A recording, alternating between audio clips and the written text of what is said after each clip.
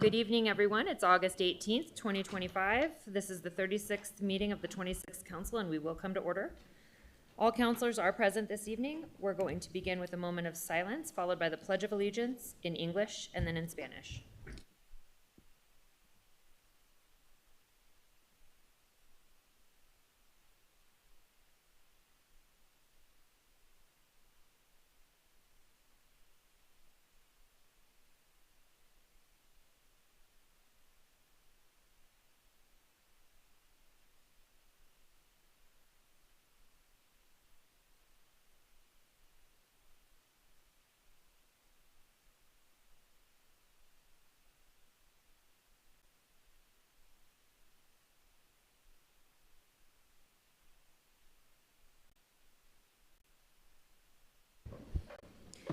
Civic Plaza parking passes are provided for members of the public. You can obtain a parking pass from council staff at the table near the chamber's entrance. Members of the public, city staff, and the media have the ability to view this meeting in person and on live streams through 4 different platforms: GovTV on Comcast Channel 16, the GovTV website, YouTube, and Zoom webinar. The live streams can be accessed from most smartphones, tablets, or computers. Also, this meeting is closed captioned, and you may enable your closed captioning services on your television or device at this time. The video recording of this and all past council meetings will remain available for viewing at any time on the City Council's website. Council staff is available via telephone if members of the public need assistance finding the videos online. Please call 505-768-3100 for assistance during business hours, Monday through Friday, 8 a.m. to 5 p.m. The council will take a break at approximately 7 p.m. this evening if needed.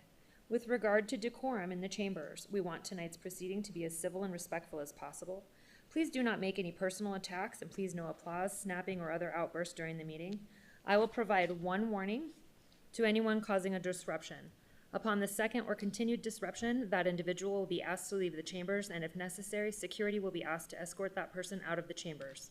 Such removal from the council chambers will be effective for the remainder of the meeting. If continued disruptions occur, I may recess the meeting until order is restored, and if necessary, may clear the chambers of persons participating in the disturbance. The meeting will go a lot smoother if we are respectful to one another. We're going to begin tonight with proclamations and presentations. Councilor Lewis and Grau. Thank you, Madam President. Good evening. We have some folks from the High Desert Mustang Club, and I'd like to ask you all to come on down and recognize. We're going to recognize this this association.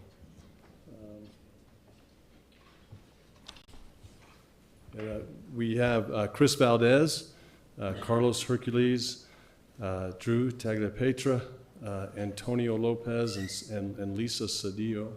Welcome. Thank you all for coming down, and we appreciate having you. I'm going to read a proclamation here for you. Was there somebody else that was going to read this? Okay. All right. I don't know if somebody was going to read it with you. Yeah, I'm going to do it with you. Were you, Renee? Mm-hmm. Okay. Yeah, all right. I'll start it. You started. Okay. Yep, I'll start it. Glad you all are here today. Whereas the High Desert Mustang Club has been a cornerstone of automotive enthusiasm, fostering camaraderie, community spirit, and a passion for the iconic Ford Mustang. And whereas the club has provided an invaluable platform for Mustang enthusiasts to come together to share knowledge, engage in events, and celebrate the legacy of the Ford Mustang. And whereas the members of the High Desert Mustang Club have demonstrated commitment, perseverance, and dedication in promoting car culture, supporting local events, and contributing to the community through charitable efforts and active participation. And whereas High Desert Mustang Club has consistently been a source of pride for the High Desert region, contributing to local businesses, tourism, and the overall positive image of the area. And whereas the High Desert Mustang Club encourages all residents and visitors to join in celebrating the automotive heritage, ingenuity, and camaraderie that the club exemplifies, and to recognize the club's positive impact on the community. And whereas the High Desert Mustang Club is commended for its continuous efforts in building a vibrant community of car enthusiasts, organizing successful events, and furthering the appreciation of American muscle cars. That was my favorite line. Now therefore be it proclaimed that the council, the governing body of the city of Albuquerque, hereby proclaims August 23rd, 2025, High Desert Mustang Car Club Day. So I'm just a huge fan, and I owned a '68 Mustang when I was in college. I didn't go to college in 1968. It was a vintage car, by the way, when I owned it. But I'm just a big fan of your club, and I know you do a lot for the community, and a lot of the community is involved in the club. So would you all like to say a few words? Anyone? Sure. Well, thank you for having us. So my name is Chris. I'm the president of High Desert Mustang Club. And High Desert Mustang Club was founded in 2024. Our mission is to encourage restoration, preservation, and fun of the Ford Mustang as a family with respect and unity for all. New or old, original or modified, pristine or primered, all Mustangs are welcome to join the High Desert Mustang Club. My vision for High Desert Mustang Club is simple. Everyone has a voice, and we treat each other like family. My goal was to create a Mustang Club that allowed all members to express their opinions and collaborate to make the club the best it can be. I wanted a Mustang Club that people not only enjoyed but are proud to be members of. When joining a car club, the goal is to have fun and share experiences with one another, whether it's hanging out at car club events or with other club members on a personal level. Our club offers members the opportunity to create those family-like bonds. By participating in club activities, members get to know one another, which then adds to the value of the car club. As part of my mission, I wanted to also create a Mustang Club that would participate in providing support to the community, other car clubs, and charitable organizations around New Mexico. It takes a team to make all this happen, and I believe you'll find that with the High Desert Mustang Club. Well, thank you all so much, Madam President. I think Councilor Sanchez. Councilor Sanchez? Thank you. I just want to thank everybody for coming today. This is actually my Mustang Club, so take a look. And it's really, really nice to be part of this organization. One of the things that's really, really pulled me in is the family atmosphere. Also, the fact that we actually help with very, very good events and give back to the community. And I think that's what makes us all very, very proud to be part of this Mustang Club. And we just have a great time hanging out, enjoying each other's company. And anyone that has a Mustang, feel free to come out and enjoy it with us. This is just an amazing group of people. So again, thank you, Councilors Lewis and Grout, for the proclamation, and thank you all for being here. Totally appreciate you. One more thing, this Saturday we're having our inaugural car show, supporting the Veterans Integration Center. So the proceeds that we raise from this car show on Saturday will go to them. So if you guys are free on Saturday, we'll be at the Albertsons on Lomas and Eubank Lomas and Wantabo from 8 till I think 2 o'clock. So come by, say hi. Saturday or Sunday? Thank you very much. Councilors, any other questions or comments? Saturday. Any other questions or comments, councilors? Councilor Grout? Thank you. I'm glad you're here today, and I love what you do, and it's nice to see the camaraderie that you all have with each other in the family atmosphere. Question for you is, what is the oldest Mustang in your club, and what is the newest Mustang in your club? The oldest one we have is a 65 convertible blue. Yeah. And the newest one we have is 75 Dark Horse Mustang. Which one? 2025 Dark Horse. Very nice, very nice. And how many members are there in your? Approximately 41, Very nice. maybe 42. Right. Well, Hopefully more after today. yeah, yeah. Well, I hope that you do grow, and thank you for all that you do for the community. And I'm glad that you have a place to do what you love. Thank you. Thank you, councilors. Anything else, Councilor Lewis? Thanks so much. Got a proclamation for you, so we'd love to shake your hands too. Thanks.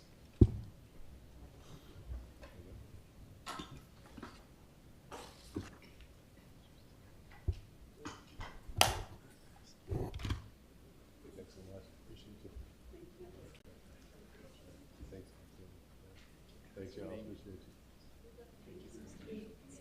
60. Oh, yeah, cool. Good to see. How long have you take that? Oh, my God, I wish I still had it. Yeah, you're right.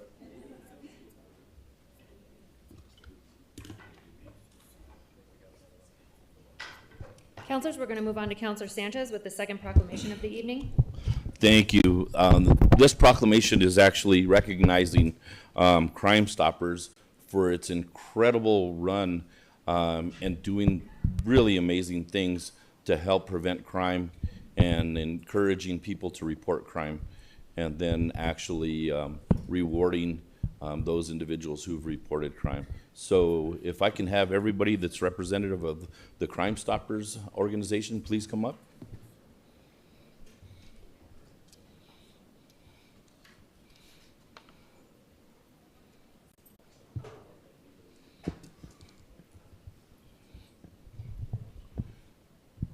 And this evening, we're recognizing the 50th anniversary of Crime Stoppers. Accepting the proclamation this evening is going to be Tim Sheehan, Chairman of the Crime Stoppers Board. And I'm going to go ahead and read the proclamation, and then I'll have you say a few words, Mr. Sheehan.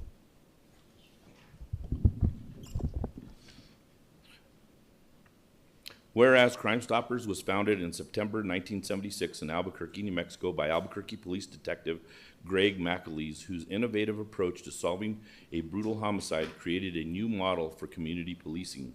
And whereas this model, offering anonymity and cash rewards to citizens who provide information, resulted in the swift arrest and conviction of the suspects in the first case and inspired the creation of the first official Crime Stoppers program right here in Albuquerque. Whereas the Albuquerque Metro Crime Stoppers program brought together law enforcement, media, and community to create a powerful public safety partnership that has since become a global model replicated by over 1,200 programs in all 50 states and more than 20 countries.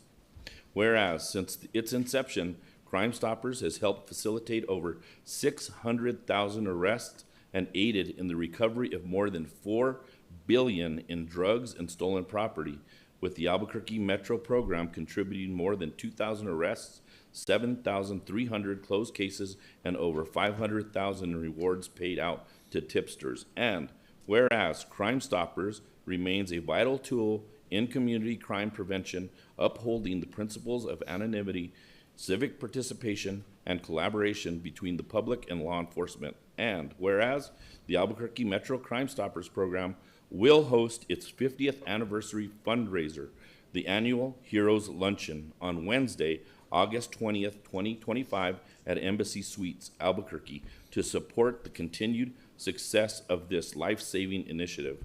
Now, therefore, be it proclaimed that the City Council of Albuquerque hereby recognizes and celebrates the 50th anniversary of Crime Stoppers, honors the legacy of its Albuquerque roots, and calls on all citizens to support the mission of the community-led crime prevention.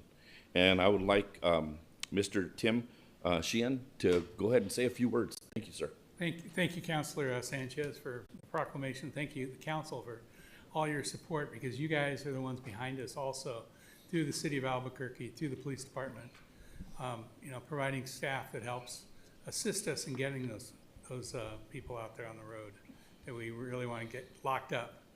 So, but on behalf of our board of directors, this is the kickoff of our 50th year. So 50 years will be next September, but we're going to have a big celebration throughout the year.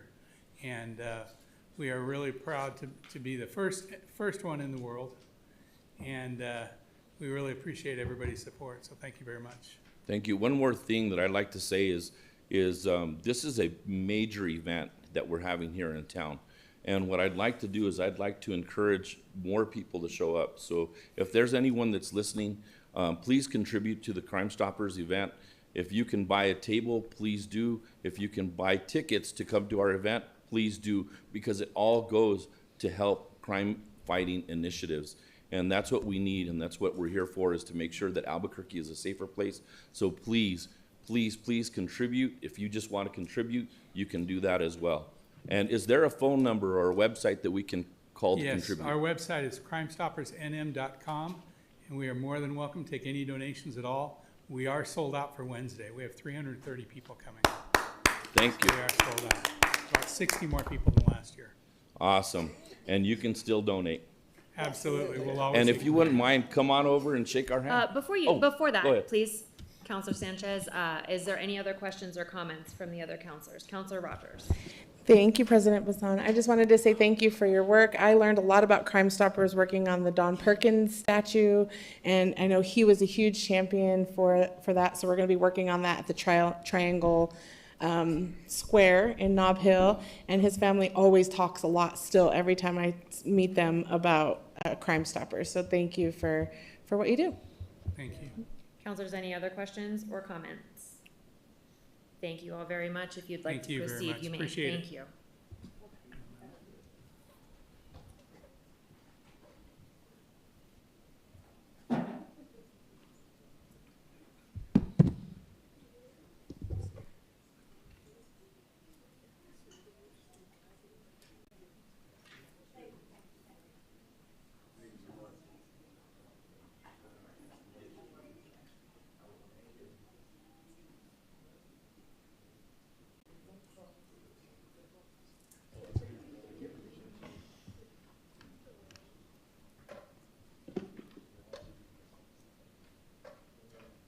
Counselor Rogers? Thank you, Madam President. I'd like to move that the rules be suspended for the purpose of allowing one other proclamation this evening. There's a motion and a second to add another proclamation to the two that are in our rules. Counselors, all those in favor of the rule suspension, raise your hand and say yes. Yes. Anyone opposed? That passes on an 8-0 vote. Counselor Rogers? Thank you, Madam President. I'm going to ask my colleagues to help read the proclamation, I believe starting with Councilor Feeblecorn. Yes, Madam President. Whereas our shared humanity is the foundation for a more peaceful, compassionate, and connected world, and Counselor Sanchez?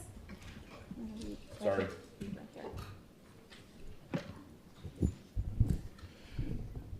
Second one.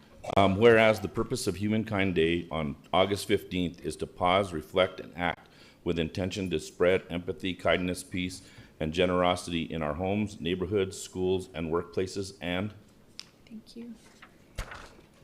Whereas Be Kind to Humankind Week and Humankind Day, August 25th through the 31st, encourages the residents of our communities to recognize the importance of unity through diversity and the power of simple acts of kindness to uplift individuals, bridge divisions, promote emotional and social healing, and whereas Humankind Day provides an opportunity to celebrate our common humanity, encourage civic engagement, support community organizations, and inspire individuals to lead with love, compassion, and whereas this observance aligns with the values of respect, inclusion, dignity, and the belief that we all play an essential role in making our world a better place, and whereas Be Kind to Humankind Week is a week-long celebration founded in 1988 by teacher and humanitarian Lorraine Yara, depending on what part of the country you're in, and Humankind Day initiated by Brian Johnston, founder of Salad Bowl America,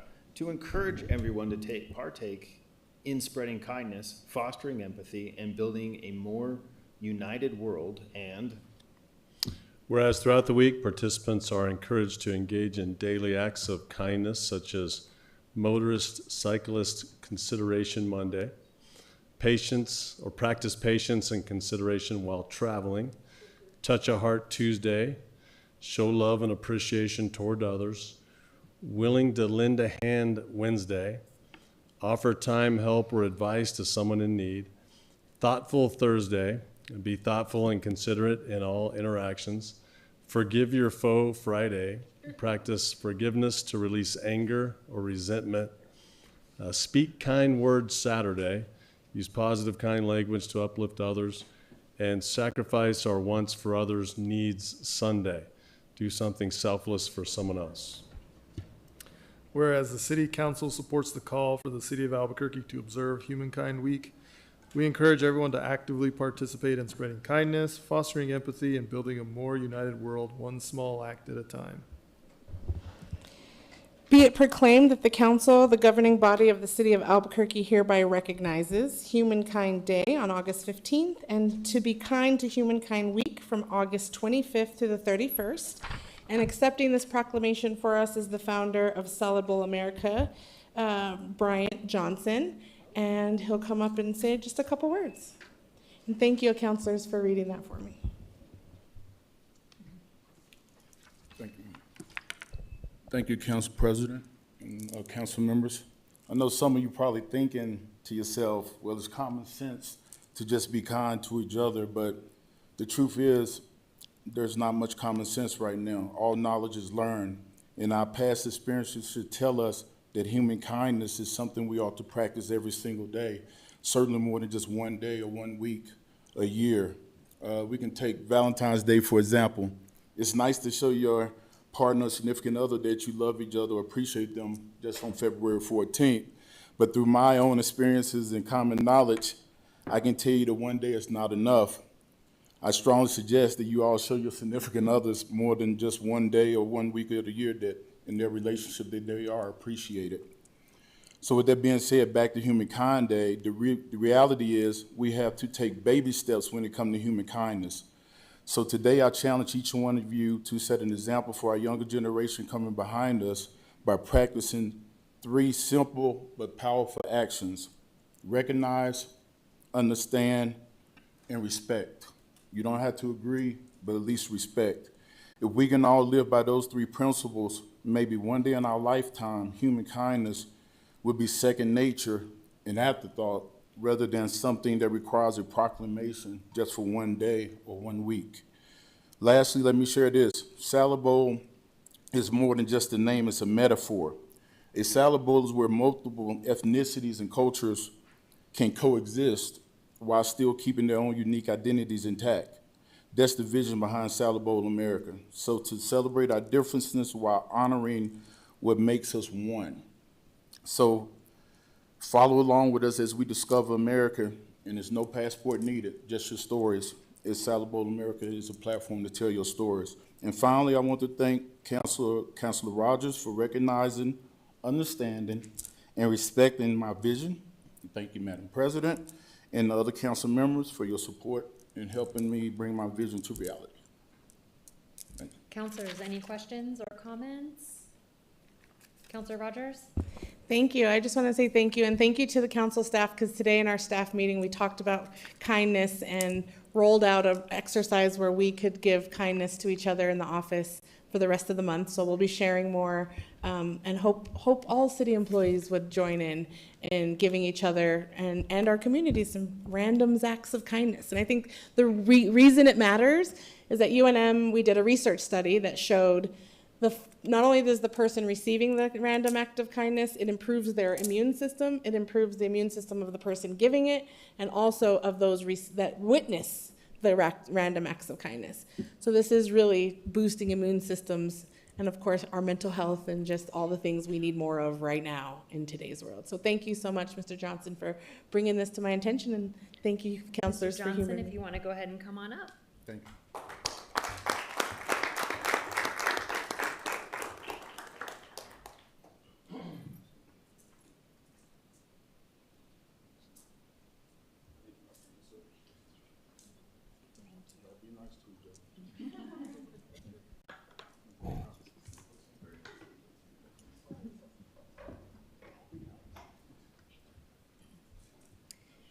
Moving on the agenda, Councilor Rogers with your presentation.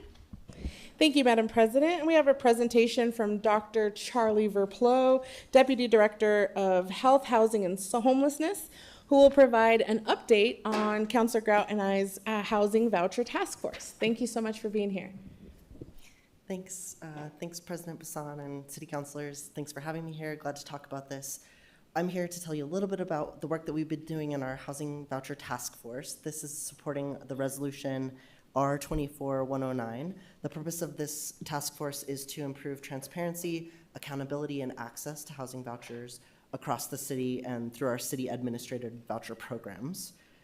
We created a task force in January 2025 that was staffed by health, housing, and homelessness staff, other cross-departmental staff like ACS, and council staff, obviously, and then nonprofit representation, which is really cool. The task force looks over motel vouchers, rapid rehousing vouchers, permanent supportive housing vouchers, and project-based vouchers. And in order to create and accomplish this work, we broke out into several subcommittees: a policy subcommittee, a coordinated entry subcommittee, and a data subcommittee. In these different subcommittees, we worked on different things.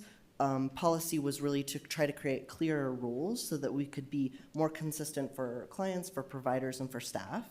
In the coordinated entry subcommittee, we wanted to improve how people got matched to vouchers and how they got matched to housing. And then in the data subcommittee, we wanted to be able to better track progress, share data across departments and for constituents and for council, and then also to show real outcomes over time. This slide here that you're looking at talks a little bit about some of the timelines that we've been working on. So in April, we submitted an implementation plan to you guys. In May, we did a provider engagement survey. So we went out to all the nonprofits and said, hey, could you give us some feedback on our policies in things that work good for you and things that don't work well, so that we weren't just getting feedback from the nonprofits that were on the task force, but from all of our providers that are providing vouchers. Quarter 2 and quarter 3 is really about policy drafting, looking at the coordinated entry system, and creating an RFQ. And then quarter 4 will be about finalizing those policies and then selecting a tech vendor, which will be really exciting, and then ultimately towards the goal of implementing and launching a new data platform.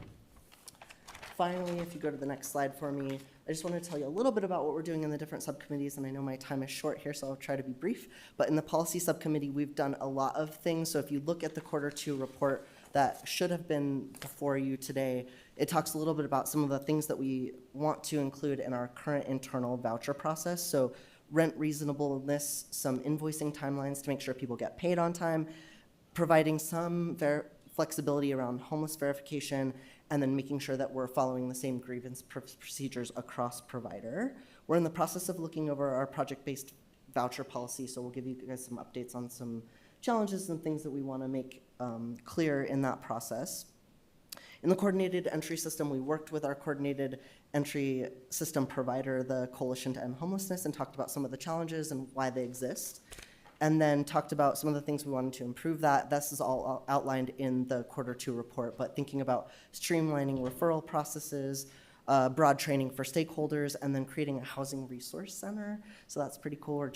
We have a RFP that's been drafted. It's gone to council staff, so they'll get a chance to review that, and then we'll release it and create a housing resource center that will hopefully be a central point of access for people who are unhoused and housed, be able to access services better.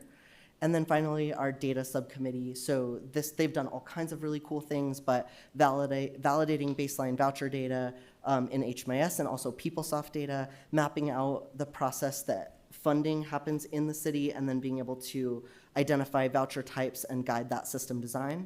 Finally, creating an RFQ and an integrated platform that is ready for release. So that RFQ will go out here shortly, and then we're going to hopefully bring in a tech provider that can do things like public voucher dashboard, electronic reimbursement portal, a client feedback module, and secure API links to data systems.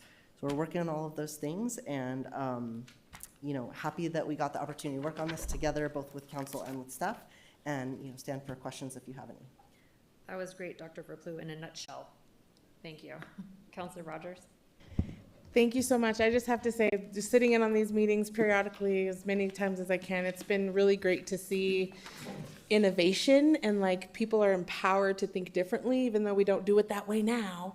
What would it look like if we had a good system that we all could know what the impact was for the dollars that we're spending, and we know that we're connecting folks to the housing that they need. So for me, I'm super excited about this, and I think this is really going to help us just continue to get better. I'm always very hard on HHH, but you guys are doing a really great job with this, being innovative and thinking outside the box. So just want to say thank you and kudos, and keep going. Keep the innovation, because we can help change things for you if you just help us understand what the barriers are so that we can remove them, because that's our job systematically. So thank you so much.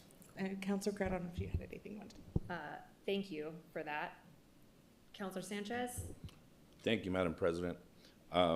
Doctor, I had a couple of questions. How does a person receive a voucher? Just want to make sure that the public understands it. Absolutely. So President Bassan, Councilor Sanchez, thanks for the question. People receive a voucher by going through what we call our coordinated entry system. So our New Mexico Coalition to End Homelessness runs and oversees that coordinated entry system. And what happens is they work with providers that are what we call access points in the community. And those access points are opportunities for anybody to go either to the coalition or to one of those access points and receive an assessment called a VI SPDAT that really assesses their acuity level and then sends that along to the coalition so they can be put in a priority order in terms of their priority in needing that voucher, and then that essentially creates a wait list. And so once they're put in that order, then we, as soon as vouchers come up and become available, we identify that client, talk with them, and give them a voucher. We've talked a little bit about in this report and with the coalition about how sometimes the challenge is really understanding the system, that it can be complicated. And so we've created some cartoon graphics that hopefully make it a little easier for both the constituents that you guys have to understand and also even elected officials and the administration and other departments to understand how do people access the voucher and get to that process in a way that makes sense for them. And Madam President, how do you determine who is actually eligible for a voucher? Because the way I see it, there's thousands and thousands of people that are out there. And how do you determine who is eligible, who gets the voucher, and do you track everybody that needs a voucher?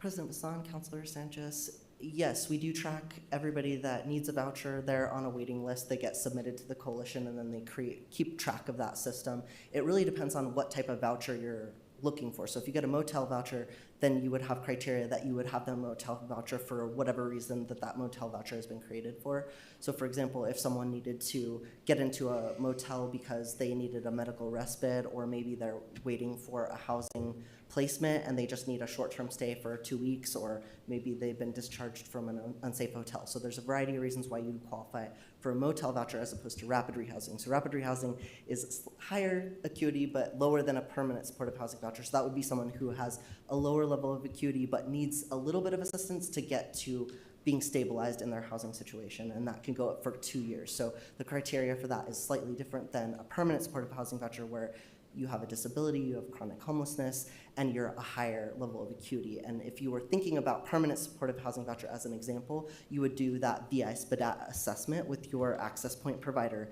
and then that would rate you on a scale, of a point scale, to be able to determine who's eligible. So we want to give it to people that are most acute, that really need that right away, down to people who need it less but still need it, right? And if we had more vouchers and if we had more money, we would want to give, support to many more people than we can give support to currently, and we do our best to prioritize the people that need it the most. Madam President, also, do you hand the voucher physically to the person? President Basan, Councilor Sanchez, my staff talk to me about this all the time, that a voucher is actually not something that you physically hold. A voucher is essentially rental assistance. So what happens is they get identified as qualified to receive that support, and then the provider gives that support to ultimately to the landlord.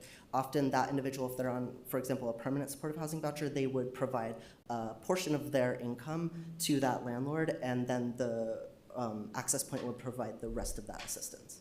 Okay, and then, Madam President, another question, and I'm just asking these questions so the public can understand what's going on with the actual voucher and how it works.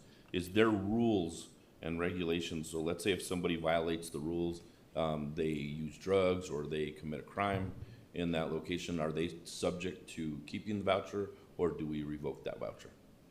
President Basan, Councilor Sanchez, yes, there are rules that people need to follow to remain housed, and if they break those rules, sometimes you might give them a second chance. You might say, hey, what's going on? How can I better support you? Can your case manager provide some services? Maybe it's related to having difficulty paying rent or something like that. They would work with that client, but if they were not able to comply with the rules, yes, they would be discharged from the program. Okay, thank you. Councilor Grau? Thank you, Madam President. Thank you for your presentation. I know that I have really enjoyed listening in on the meetings as well.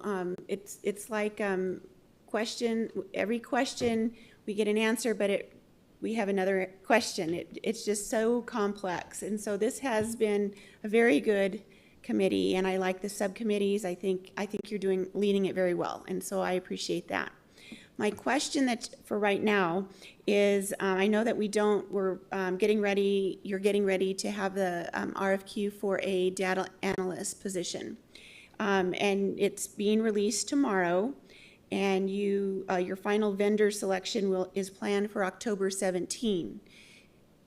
because you don't have a data analyst position right now, I know that the HMIS reporting is paused a little bit. So my question is, the final vendor selection is October 17. How soon will that data analyst be working after October 17 to get back going? President Bassan, Councilor Grout, the RFQ that's going out is going to be for a data platform. So we're putting it out to get a data technology system to be able to build out a system that can report this in real time. There is a component that we need to do, which is funding a data analyst to be able to do the first phase of data reporting that DTI had decided on. And that first phase is really taking data manually out of HMIS, cleaning it, and making sure that it gets reported to you guys. So we're not waiting till the completion of that data platform to get you guys some data. My intention is to work with DTI to determine a way where we might be able to give you some data. We have data now, so let's get what we have out there now. And then as we move forward and once we get that data analyst in place, then we can get an even cleaner and more detailed version of that data out of HMIS. But I think that there's some ways that we can get some up on the website so you feel like there's something that's real and tangible to be able to report to your constituents now. That data funding that we've created for the analyst and for the data platform, we are seeking from the state appropriation. So we just need to identify with the state the user agreement and the notice of obligation, and once we have that, we'll be able to spend that money down. And did you answer my question about when would that guy or gal will be hired and starting working? President Bassan, Councilor Grau, that is to be determined when we find the funding. So the funding for that data analyst is $27,000. Yep. As soon as I can identify that funding, I will.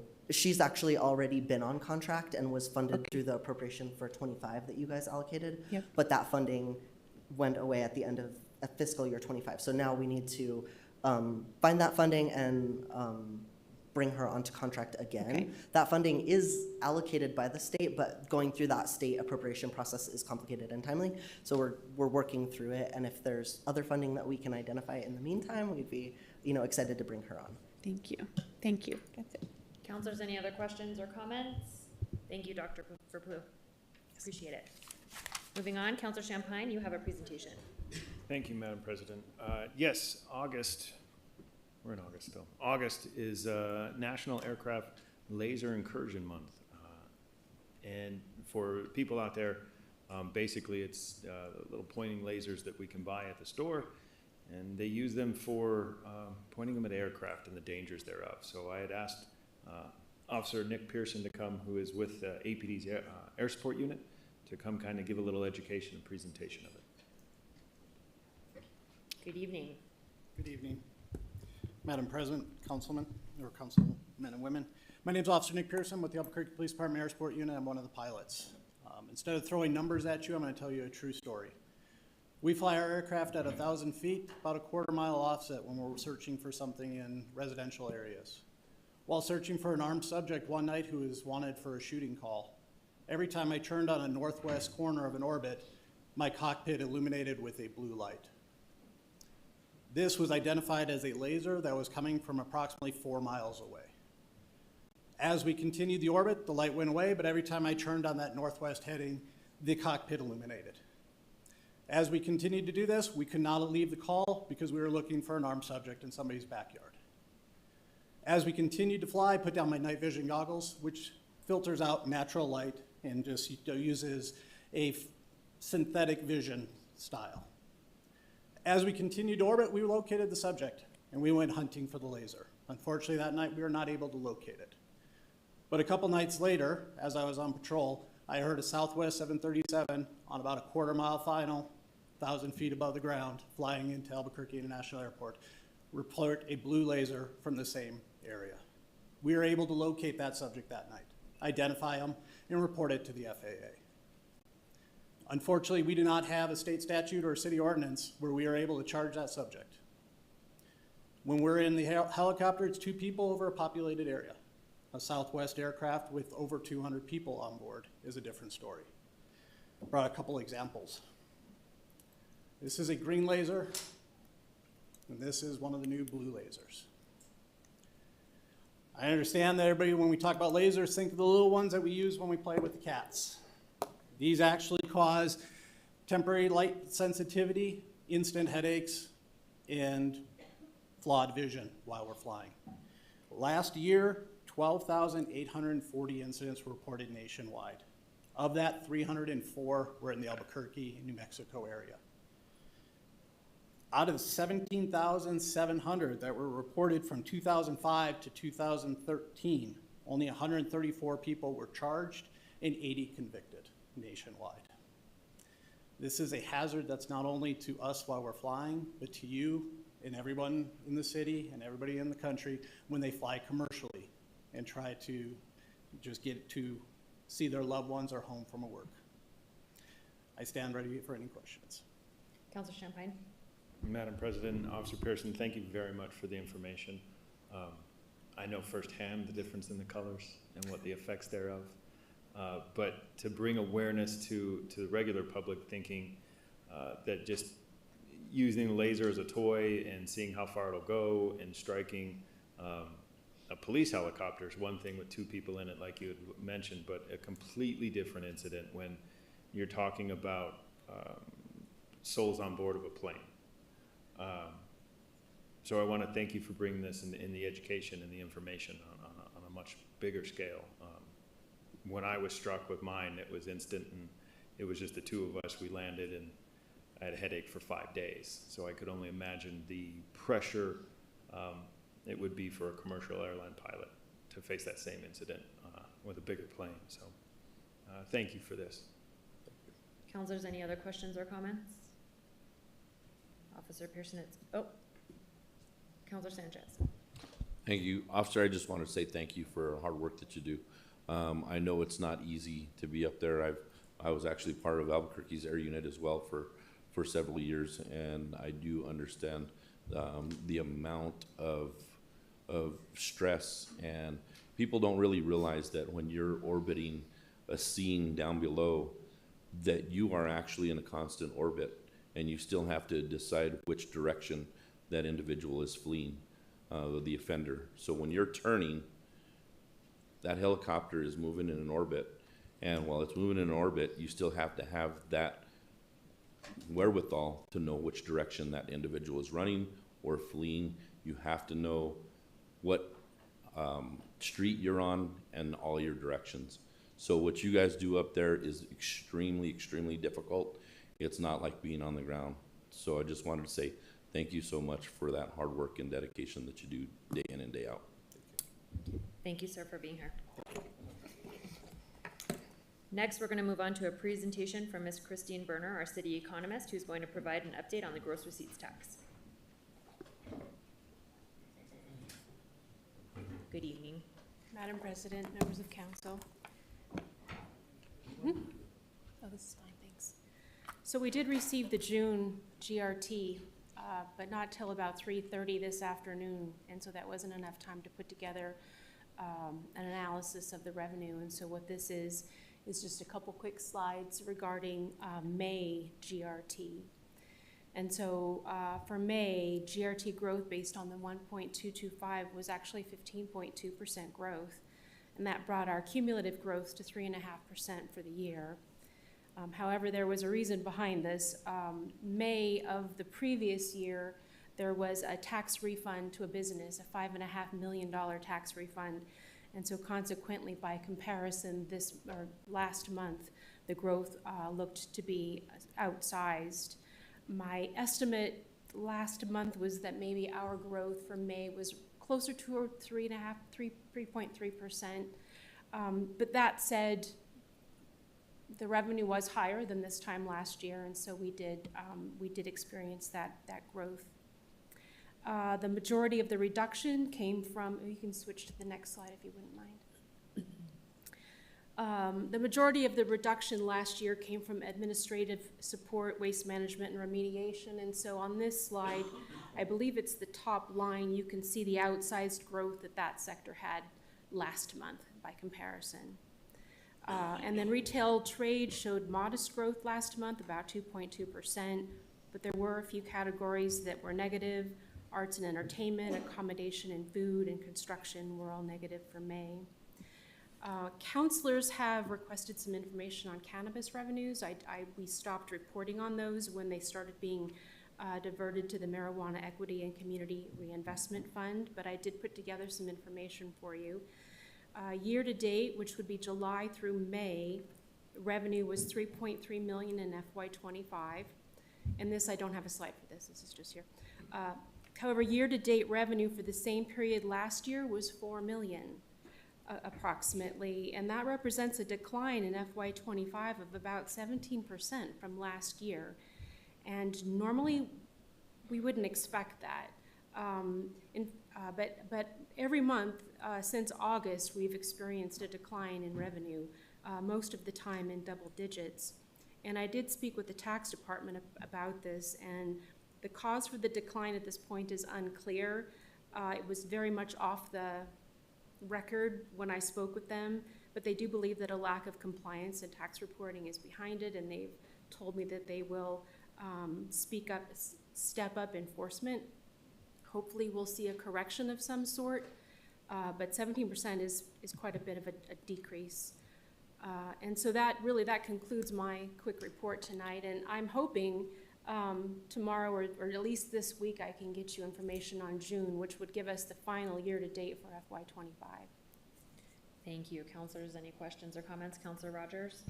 Thank you, Madam President. Thank you for bringing cannabis numbers for us. I would just ask that you bring them on a slide so that the public can see them. This is exactly why we want to track what's happening, because we have some appropriations to make from cannabis revenue. This helps us know what we can plan for, especially for things that we've already approved, like basic income, right? So for me, this is extremely important to know what's happening with these specific tax dollars, so that we're planning programs, we don't plan them with a 17% decrease, right? So if we could please next time bring that.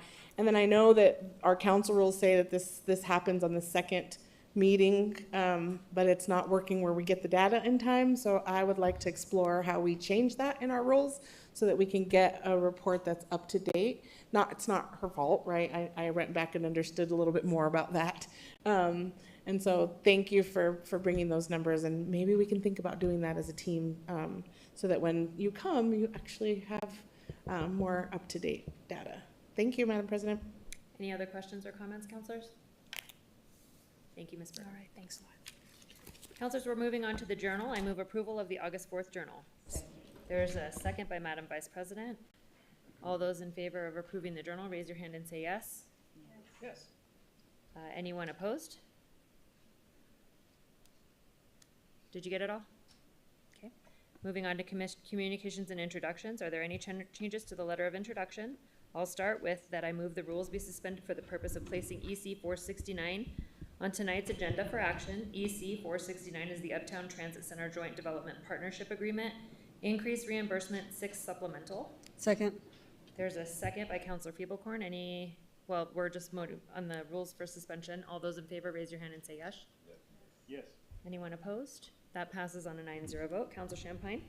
Yes, Madam President, I move that the rules be suspended for the purpose of placing R181 on tonight's agenda for action. R181 is rescinding R25154, which established a moratorium on fiber internet installation permits and established a working group to reevaluate permitting criteria and other requirement standards. Second.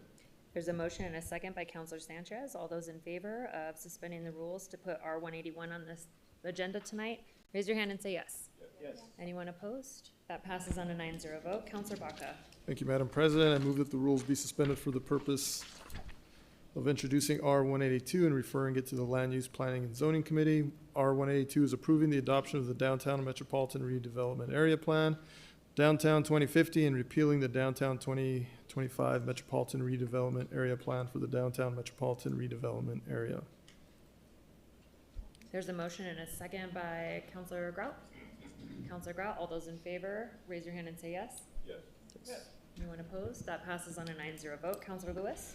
Madam President, I move the rules be suspended for the purpose of introducing R183 and referring it to the September 8th Finance and Government Operations Agenda for Action.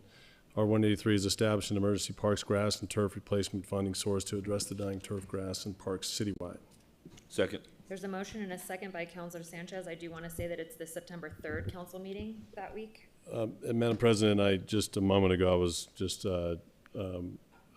reminded that it should go to finance just because it requires 2 hearings, and so we actually just changed that a moment ago. Okay. The September 8th FGO agenda. Okay, so then can we go ahead and clarify the record then that we remove that the motion is to suspend the rules. Instead of placing it on the council agenda, it needs to be set on the FGO agenda, please, for the record.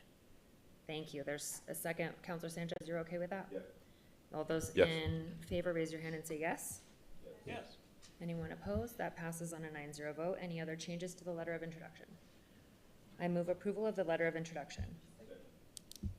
There's a motion and a second by Counselor Rogers. All those for approval of the letter of intro, raise your hand and say yes.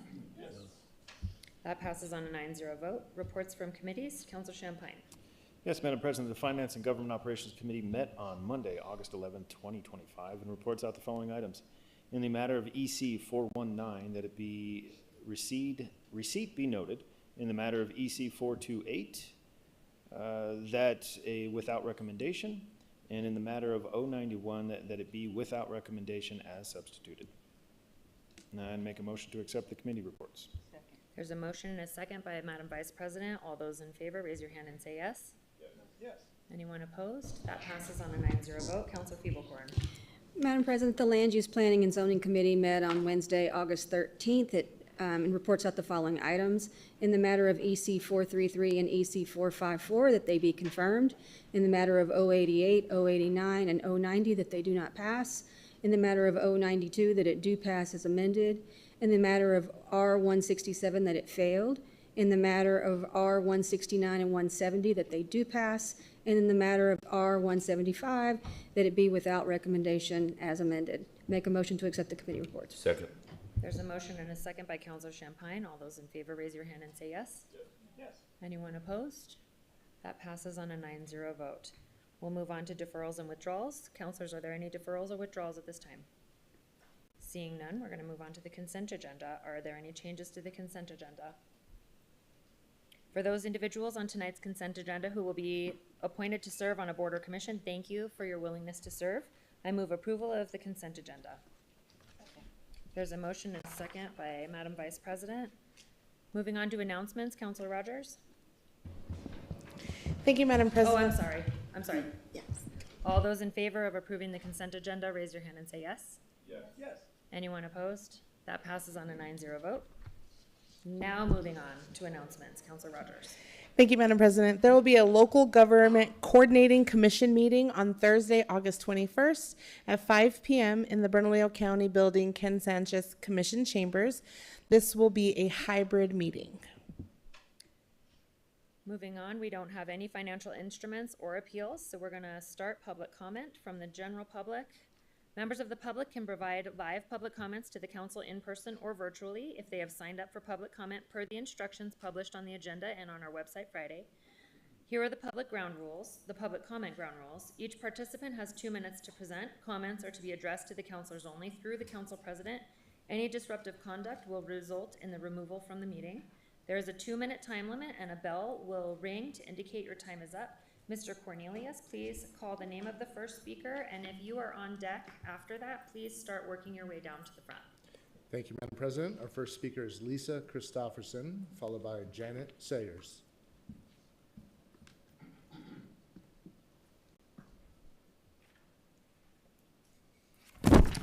Apologize. Thank you very much. President Bassan, City Councilors, due process was included in the very first amendment in the Bill of Rights to protect people from and against government decisions that deprive. Due process is needed to ensure fairness in all of our legal matters. So the First and the 14th Amendments explicitly state that no person shall be deprived of life, liberty, or property without due process of law under any circumstance. The government is required to respect due process before it can take actions that affect a person's life, liberty, or property. Fifth Amendment gives protection from federal government. It's explicitly against or for protections against the federal government, regardless of where an American lives in this country, including Albuquerque. So, my question to us, why are we all allowing federal agents to kidnap and abduct without proving the detainment or the deprivation of liberty is lawful? Aren't you all supposed to be for the rule of law? Albuquerque City Council is the government entity Burqueños voted in at one time to be the governing body to represent us. So a governance to ensure our constitutional rights, that's what you all are here to do, to uphold and protect our constitutional rights. The fact that enough of you refuse or cannot vote on an ordinance that says simply law enforcement operating in the Albuquerque area must have a legal badge visible. I don't understand why that's a problem, and why can we not say that a legal warrant has to be signed by a legal judge produced before the human is detained? Please, can we not ensure we can bring you video after video of unarmed, they have plain clothes, can't identify, had to call 4 different agencies to find out who they were. Calling 311 does not work. Calling ICE does not work. We have people abducting folks. We need help. Janet Sayers, followed by Francesco Artist. Good evening, Madam President, members of the council. First, I do want to thank you for your service, giving your time, energy, and commitment to making our city a better place. I'm here on behalf of the library board because 5 months from today, or around today, the New Mexico legislature will start meeting. And that means capital outlay. And that means lists that are being prepared right now by city administration to be considered. And I want, on behalf of the board, I want to bring to you information about a very important capital need. And that is the main library, which opened in 1975. But the system, the cooling heating system consists of pipes, valves, ducts, fans, and filters that are the original system of that building. So, so I am asking the city administration to put on the capital outlay request $2.14 million. All right, now that sounds crazy as a loon, but here we go. You might say, well, the main library is in Councilor Baca's district. Why should other people care? It's because, first of all, it's a branch library. Second, it is the administrative hub for the entire library system, 25 plus employees that do maintenance, technology, shipping and receiving of all the books. Let's see, the maintenance staff, the delivery staff. And I firmly believe that fixing this system, which fails, and when it fails, oh my golly. Anyway, when it fails, we're in big trouble because it's too hot and it's too cold. So this is my plan. I am hoping that some 30 representatives and senators from the legislature will each give 100,000. I know. May I finish my? If you finish that real quick. Yes. That upwards of, we're going to ask upwards of 30 of our legislators to each contribute $100,000. I'm hoping that each one of you from the 25 bond issue might give upwards of $20,000 from your council set aside. I'm going to ask the Bernalillo County Commission to do the same. And working together, we can come up with $2 million for this 50-year-old system. Thank you very much. Francesco Artist, followed by Ilse Beal.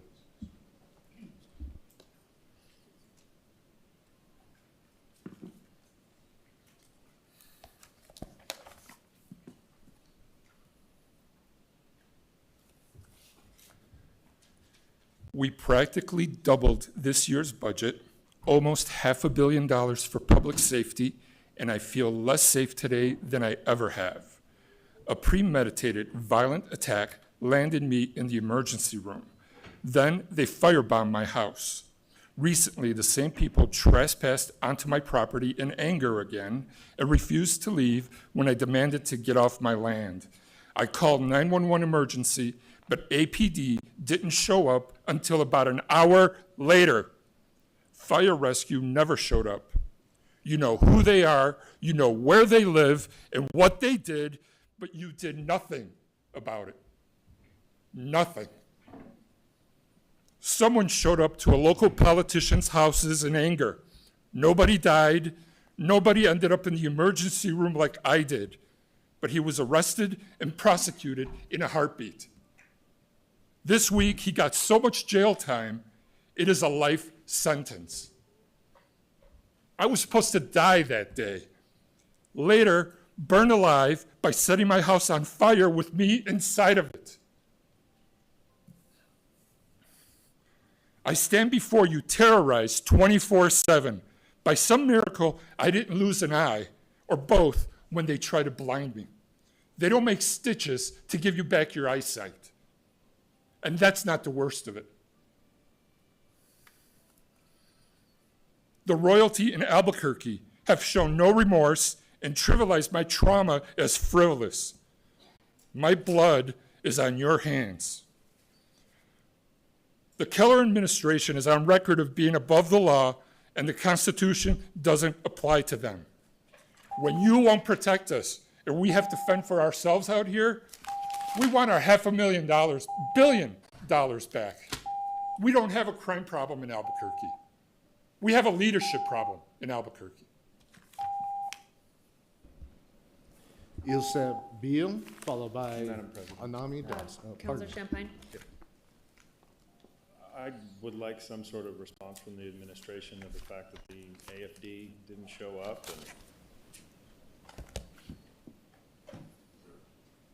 Mr. Whalen?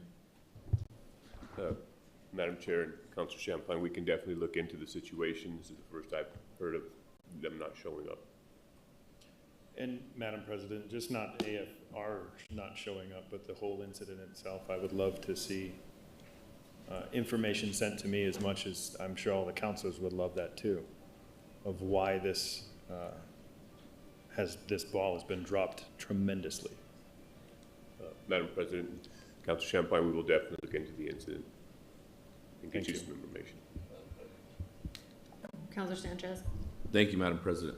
I'd just like the administration to actually communicate with Mr. Artis so that they can get his information and give him the follow-up that he needs and he deserves. He actually needed law enforcement at his house, and law enforcement never showed up. I know what that feels like. I've been in that situation when law enforcement doesn't show up in reference to issues. And I feel for you, sir, and let me know. You have my phone number. You know how to contact me. Let me know how that follow-up goes. I will help you monitor it. Thank you. And I'm sure you know, Mr. Whalen, just please make sure to include us all. Thank you. Ilse Beal, followed by Anami Das. Good evening. Protocols are there to organize things, also to protect people who need some extra protection. I would wager that there are few people in this city that are more vulnerable than the people who are left to make do outside. The displacement policy was changed last year, implemented in December, January, whenever it was, after some input, after going to MRAC, etc. So I'd already previously told you about how the protocol had been changed without any input, without any transparency, any notice to the public, etc., with regards to just people feeling, workers feeling they can just take some stuff and put it in storage. I'm part of a group doing qualitative interviews on the street at the moment for the point-in-time count. And during my getting these interviews done, and just in general dealing with folks, I do direct outreach, I keep on hearing about the city, sometimes it's APD, mainly it's solid waste, who are telling people they're allowed to take one bag. When people then try and take more than one bag, they are told by the workers, choose one. Now that amendment is just being used on the street willy-nilly. It's not thoughtful, it makes no sense. It is really suppressing the people, oppressing the people even further. And the result is that folks are so traumatized, they don't know what to do. And I would very much like to hear, how is this possible, please? Thank you. Councilor Rogers? Thank you, Madam President. I would just like to, can we get the updated displacement policy that she's speaking of sent to us? Ms. Keefe? Madam President, Councilor Rogers, first of all, there's no displacement policy. There is a policy for addressing and handling encampments within the city. I would be happy to get that to you. And just for the record, please send it to all of us. Thank you. Mr. Anami, Cornelius? thank you, Madam President. Anami Das, followed by Brick Jonesy. Hi, all. Madam President, councilors. Last year, APD was the deadliest police force of the 50 largest U.S. cities. And that was in part because of the 13 officer-involved shootings that took place for the full year of 2024. So far in 2025, we're at 11, meaning we're on track to have that number exceed any year previously.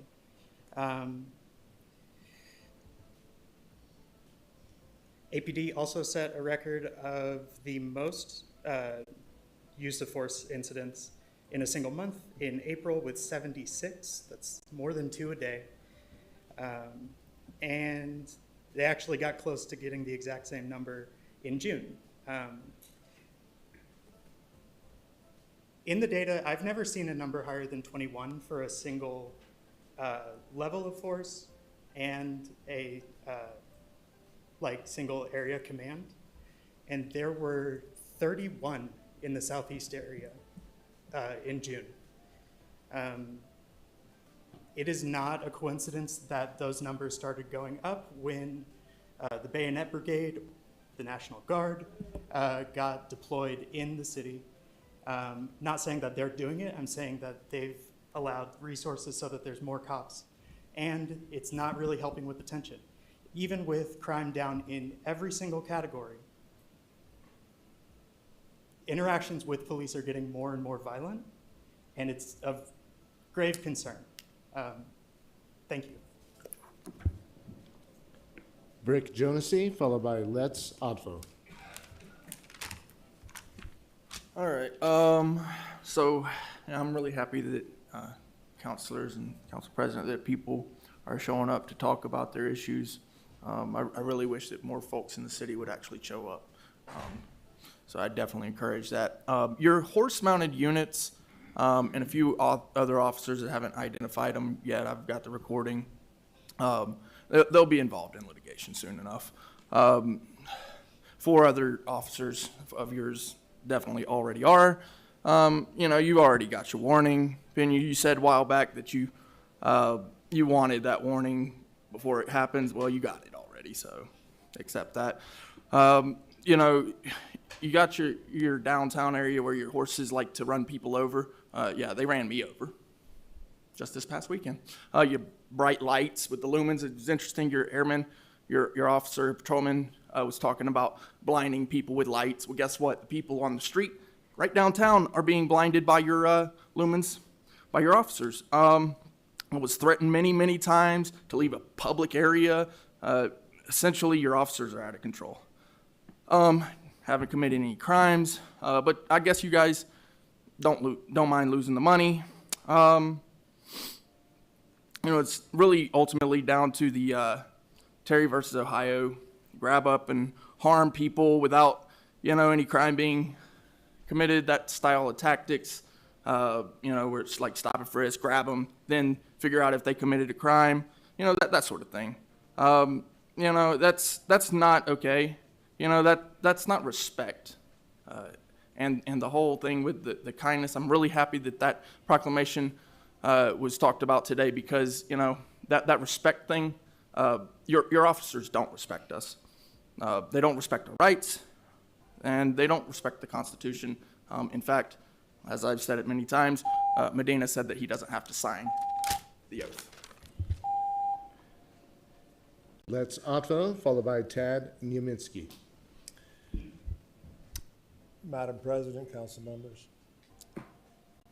You know, maybe at some point in the future, Lord willing, I won't be coming here and having to give you all the problems that I see in your city. You know, I usually try to come with a solution to some of the problems. Some things are just out of my hands, some things are out of other people's hands. When I talk to your police, they say, oh no, we have to be down here blowing the sirens because the council wants to have this, the people that congregate from the bars leave the area. Well, last I knew that's still a city sidewalk. And when you have officers that are standing in front of the establishment with a light that's that big, that's got 15 cells with 7 lights in each cells, shining it into people's eyes as they're leaving the building, they've only got 2 places to go. They're gonna go to the light, or they're gonna go left, or they're gonna go right. Well, if they can't go left and they can't go right, now you've got people that are banging into each other, trying to leave. Now it's gonna cause issues in itself. Now you've got an officer that's blinding the individual and he's trying to just get out of the bar and he's visibly trying to feel his way out. He might touch an officer that's got that flashlight, but that officer, he's not saying, oh, excuse me, sir, I was just lighting your way to your car. No, he's looking at it as like, you put your hands on me, and now he's jumped by 4 people. He's sitting in the back of the cruiser for almost 2 hours. And I walk around and I see piles of horse shit on the corners when a guy in a wheelchair is trying to get by. Why are the horses up on the sidewalk? Why are the horses on the sidewalk?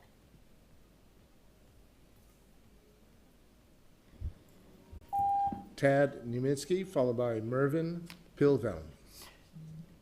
My name is Tad Niemitzki. Here is Albuquerque, New Mexico. All politicians' doors are locked up. You can get inside. Bulletproof glass. Now we have screeners. When you go to city council meeting, you cannot pass security. Now let's talk about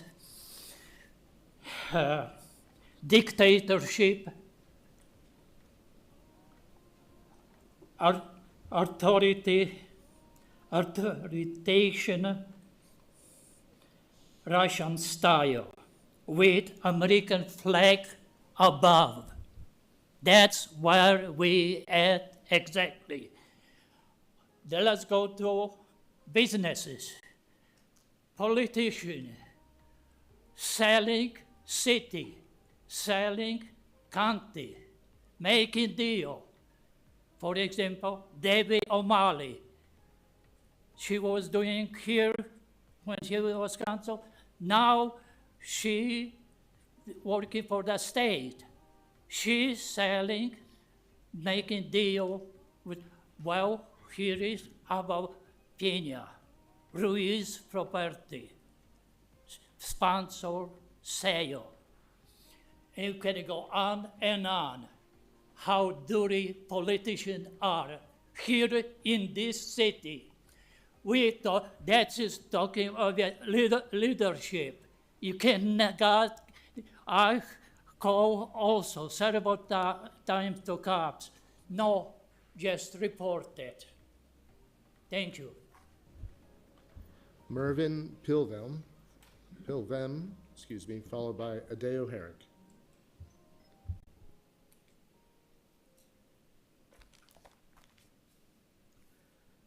Good evening, councilors. My name is Mervyn Tilden.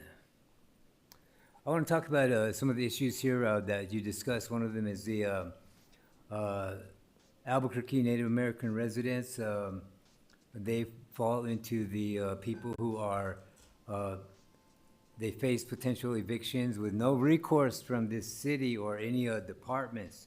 I also want to say that I've been placed in a position where my economy has been stopped. I want to read 3 names: Kayla Landingham, Chuck Malagotti, Rosanna Breuniger. All 3 were employees of the Albuquerque Esperanza Bicycle Safety Education Center. All 3 were killed riding bikes here in Albuquerque. On February 15th of this year, there was another individual who was pinned down under a city coach, and he was killed. On May 30th, 2025, I was nearly added to this preventable number. There was an Albuquerque Journal op-ed on August 3rd, 2025, that stated these deaths that I just mentioned were preventable. There have been 9 in New Mexico. But I want to say that mine was caused by a City of Albuquerque solid waste employee who was parked at a red light, who was parked in the safety zebra zone crosswalk. I ride on the south side, on the oncoming, because of what I've seen, people getting hit from behind. Recently, an employee with one of the national labs here, as I was crossing, I was clearly in front. I had the right of way when that solid waste management employee ran me over and pinned me underneath. Chief Michael Durgin from the Metro Security could not pull me out because I was pulled underneath. He had to tell the guy, pull me back. During that time, those 3 employees were laughing. They were laughing at what they were watching, which I took it they must have filmed. I've turned in paperwork to Counselor. I've sent to all of you this notice, but I want you to remember. Thank you, sir. There's people out here that need the city council to take ordinances with bike time is up, safety sir. and pedestrian safety. Thank you. Adeo Herrick, followed by Stephen Verchinsky.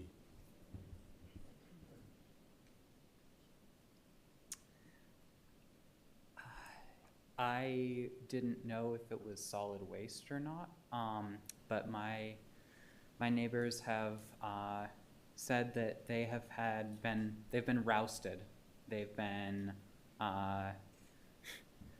stolen from by city employees in masks. I want to also get on the record here that this is a medical mask. This is a neck gaiter. I can wear both, but ICE agents are supposed to have a responsibility to the public. These federal administrative officers, they have a much monopoly of violence given to them. I think we can all expect to see their faces. We can all expect to see eye to eye.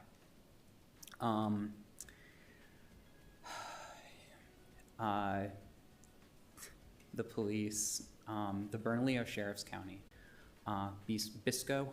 I was sitting on the sidewalk with my feet in the gutter with a friend at Trumbull Park, and 2 cars, 2 big, Burnco SUVs, or Burnco Sheriff SUVs, they revved by. I saw sunglasses, I felt smoke. You're over-policing the international district, that's for sure. If they've got time to drive up and down and side to side and loud every time, then the budget's gotta change. Thank you very much. Stephen Verchinsky, followed by Teresa Garcia. Okay. Madam President, councilors, thank you. My name is Stephen Verchinsky. I'm a longtime resident, former president of the Classic Uptown Neighborhood Association. Resolution before LUPS on August the 13th, R25-167, the opt-in process for legislative zoning conversions. I submit that this is outside the IDO process, and I'm in opposition. Our neighborhood just fought an attempted subdivision on the edge of our neighborhood. It was lengthy and it took a lot of time and money. While there are loads of vacant properties citywide, we don't need to go ahead and do any major changes. These zoning conversions by legislation remove neighborhood oversight, a key component to quality of life in our comprehensive plan. It offers no real protections for those, for example, like myself, who have filed solar rights under state law, and I have to go ahead and then monitor everybody in the neighborhood. We don't have any signage that ends up going up. It takes away due process notification, again, to the adjacent property owners. Urge no votes for affirming this process by legislation. On the second item I have is State Representative Liz Thompson heads our State Legislative Health Committee. There have been no hearings on COVID-19 and other GMO shops and their impacts.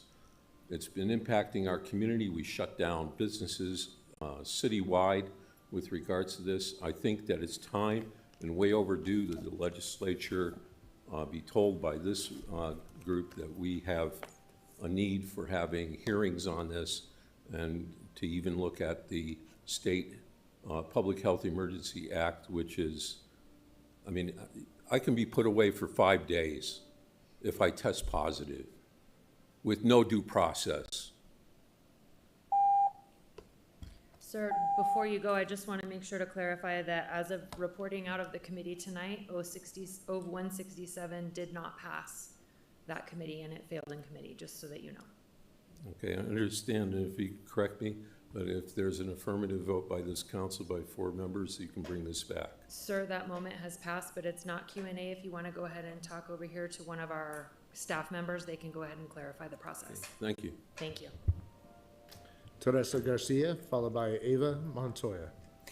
Good evening, Council President and members. I'm a mother of 2 students at Atrisco Heritage Academy. I'm here tonight because our children are sitting in classrooms that are over 90 degrees. Teachers are being forced to teach in unbearable heat because the chiller at Atrisco Heritage keeps breaking down, which cools several buildings. Speaking to the staff, this isn't a new issue. It's been happening since 2009. It's now 2025.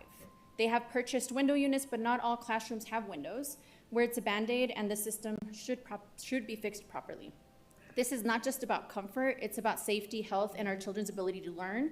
I have already contacted APS board to raise these concerns, not only for Atrisco, but the district-wide.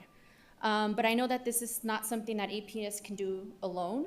And so if we work together across the board, city, county, APS, and state, and truly allocate funding where it's needed, starting with our schools, we wouldn't still be talking about basic needs like safe classrooms, working AC, and a healthy learning environment for our kids. This also includes sidewalks for accessibility and proper school lighting for safety while crossing 118th, which is a busy intersection. At the same time, I want to emphasize another critical issue facing our families, the safety of our immigrant community. We cannot ignore the reality that ICE is targeting my community and immigrant workers who are not criminals right here in Albuquerque. I'm a proud daughter of an immigrant, proud of my culture and where I come from, and being indigenous from the Tarahumara tribe. We need to stop detaining, kidnapping members of our community where they're simply trying to work and provide for their families. We cannot allow city resources to be used in assisting ICE, and most importantly, create policies and protections to unmask ICE, properly identify themselves and hold them accountable for the violence inflicted on our community. District 3 is a vibrant, hardworking community filled with families, immigrant and non-immigrant alike, who deserve safe schools, safe workplaces, and a city that protects them, not one that looks away. I'm once again seeking your support, where I want to thank Councilor Grout, Councilor Sanchez, Councilor Rogers, Councilor Baca for their support for Job Corps a few months back. Community leaders raised $5,000, and I'm seeking your support to support our students at APS. Thank you. Eva Montoya. Councilor Rogers. Oh, I'm sorry. Thank you. Thank you, Madam President. I just wanted to point out for the record, APS's capital budget is $473 million. The city's capital budget is $180 million. And so I'm grateful that you also took that to the school board, but they have a very larger budget for capital improvements to their schools than the entire city of Albuquerque. Their operating budget is $2.3 billion to our 1.7. So I agree that we should push our counterparts to use their capital dollars, which are way higher than ours, to actually do the things that they need to do in our schools. So I'm happy to carry that on, but they have a bigger budget for capital than the entire city of Albuquerque, and I just have to, public has to know that. And please go to the school board, and we should all be raising our voices there. Thank you. Mr. Cornelius. Eva Montoya, followed by James Freeman. Good evening, Madam President, council members. I just want to express some gratitude towards Council Fubelkorn and the mayor for showing up to address the situation.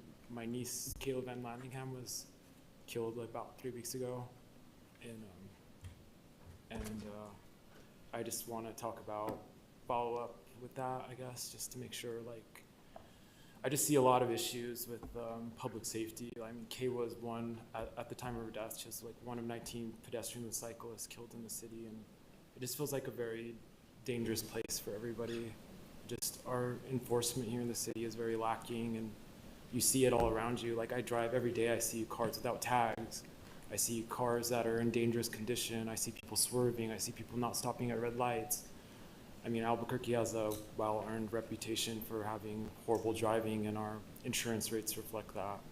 I have a lot of people that I know who moved into the city, and they always complain, my insurance has gone through the roof, and it's because it's just, we have a poor culture, and I just feel like since COVID, our enforcement of basic rules and regulations as far as being on the street is bad. Like, I don't know. I don't know if APD is lacking resources or what to be able to do that. I mean, you all drive these streets. You see it yourselves. You see cars that shouldn't be on the road, you know. And if you get hit by a vehicle, there's a 50-50 chance they probably don't have insurance. And I don't know. That just feels like there's a lot of those items are making it very difficult for us to have like safety for cyclists and pedestrians and just drivers. It's just making our city very unsafe for everybody, and our quality of life is really suffering, and people are dying like for no reason, and it shouldn't happen. And I hope there's enforcement with the hawk installations, and we have cops forcing like speeding and red light violations there. Thank you. I appreciate your time. Thank you, ma'am. I would like to offer my condolences to you and your family. I'm really sorry, and I also thank you for coming to speak up. That's very brave. And I do agree, we need to be enforcing the laws that are on the books. There are a lot of them, and I see a lot of laws that are broken as well, and I agree, we need to slow down, enforce laws, and watch out for bicyclists, because you guys are very important. Mr. Cornelius. Thank you, Madam President. James Freeman, followed by James Shanley. Good evening, y'all. I'm still James Freeman from District 4. So to Ms. Keefe's point, we all know it's not called the displacement policy, but there is a policy that went into effect in November of last year. It's what created the priority system where, okay, if you're 1 block north or 1 block south of Central, you can be displaced within 2 hours. You're a priority 1 displacement, and then there's a priority 2 and a priority 3. Yet the policy definitely exists. I talked up here last year about it. There's 17 characteristics that define what a priority 1 encampment is, and that it can be displaced very quickly. Also, I wanted to share Dr. Verplo's Housing Voucher Task Force. I've had the opportunity to serve on that, and it's been a great experience. My biggest fear at the beginning that this is going to be a tool to be used against nonprofit providers to show that they're not getting people in housing fast enough, or the money's just really sitting around. But I think after these months of collaboration, I no longer have that fear. And the other point I really want to make, a city employee actually corrected me in a meeting last week that it didn't go from 12 million to 8 million. It actually went from 16 million. The housing budget, the housing voucher pool was 16 million like 4 years ago, and then it went to 12, and then it went to 8. Now, all the work that we've done on the task force is only meaningful if we significantly increase the resources in that pool. We have to get people housed. This is the most effective way to do it. That's why we've invested so much time in this task force. The CEOs show up, Ms. Rogers, Ms. Grout show up, you know, we're all doing this work, but we really need the resources. We only have the funding for 596 vouchers, and we know there's a lot more than 596 people on the streets. So we really need to increase that funding. Thank you. James Shanley, followed by Nicole Finch on Zoom. Madam President, councilors, my name is James Shanley. I'm president of the Mark Twain Neighborhood Association and vice president of the District 7 Coalition of Neighborhood Associations. The city has been investing in the gateway system in various locations since before 2021. Aggregate total spending commitments to date exceed $300 million. In the evenings, after the buses to the West Side Shelter have ceased running, any observation of East Central and areas of the International District or First Street under the I-40 overpass or elsewhere along most of our major corridors clearly indicates that if there was ever a goal of the gateway system to eliminate the need for our streets, sidewalks, alleyways, and other public spaces to be the last refuge for thousands of people, it has failed to be met. Members of the public who may wish to know quantitatively how many people have been effectively transitioned by this expensive system into permanent housing will not locate a report card beyond generalized meaningless numbers of people impacted or excuses like 75% refused services. In the corporate world, where I spent my professional career, the lifespan of failed strategies is measured in quarters, not in years. As the ultimate spending authority of the city, I urge you to demand more quantitative, qualitative spending and schedule accountability of the gateway system. You are being asked, I believe, this evening to rubber stamp $36,000 per bid per year for management of the men's and women's housing navigation at Gateway East. For that amount of money, there should be targets and mandated commitments by the contractors to a rate of success. Thank you.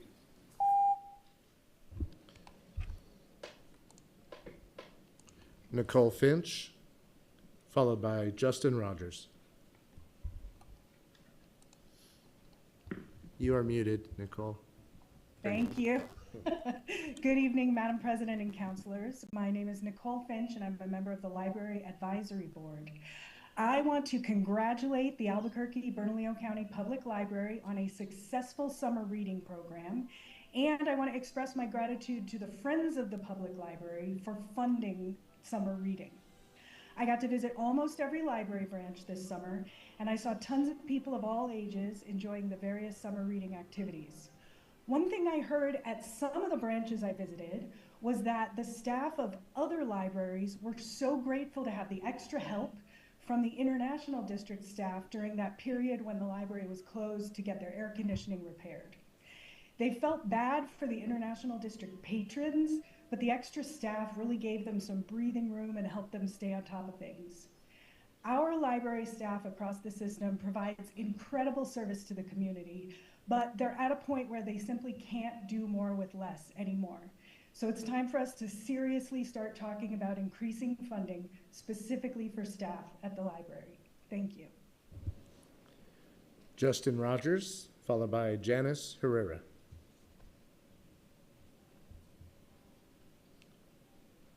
Okay, hello, President and Council. This is the second meeting since you came back from vacation, and the second time I'm here to ask you to do what's right and protect our people from ICE. It's great to declare this Be Kind to Humankind Week, but how can you permit this violent force to operate and terrorize people in our city? I want to thank Councilors Baca, Feeblecorn, and Rogers for being on the right side. Everything you said in your op-ed about ICE is spot on. But we also need action, not just correct words. Every day that ICE continues to operate in this way subjects people to permanent harm.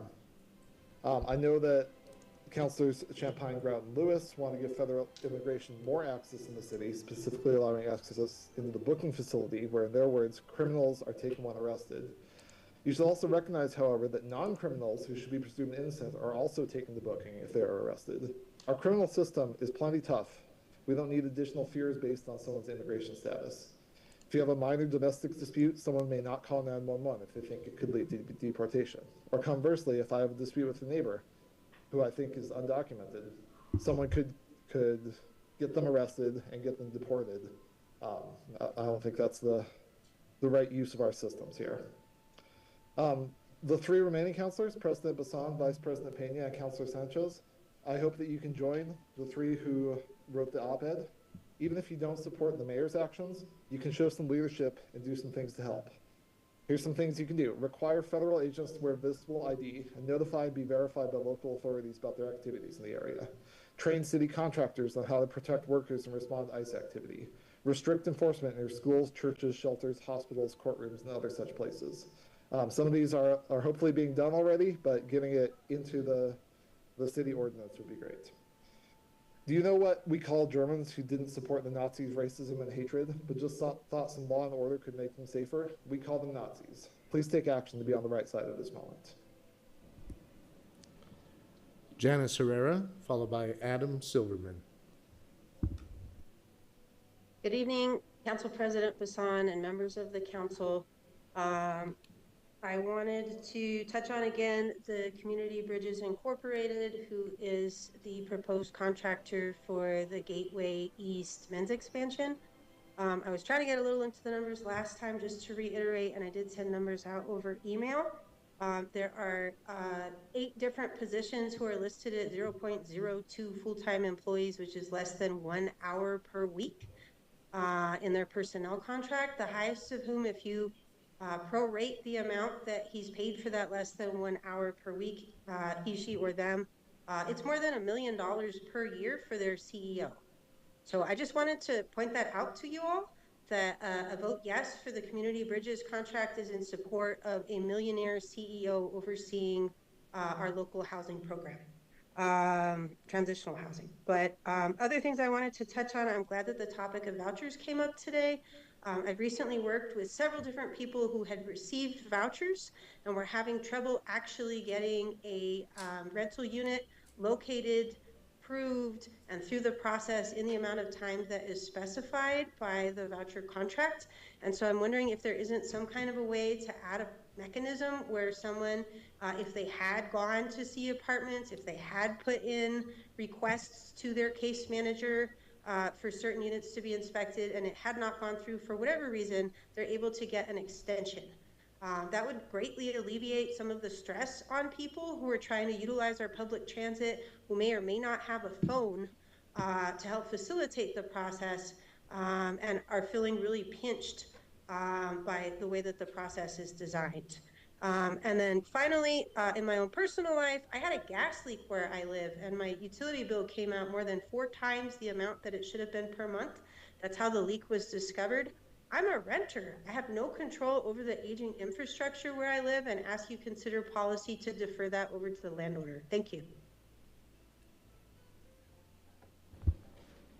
Adam Silverman, followed by Rosemary Blanchard. Good evening, Council and Madam President. Thank you for letting me speak. I just wanted to come on and thank all of you for all of your hard work and stewardship. What you do for our city sometimes goes unrewarded. So first, I want to say thank you. And second, I also want to come in here and thank you for your efforts on O95, which you'll hear later tonight.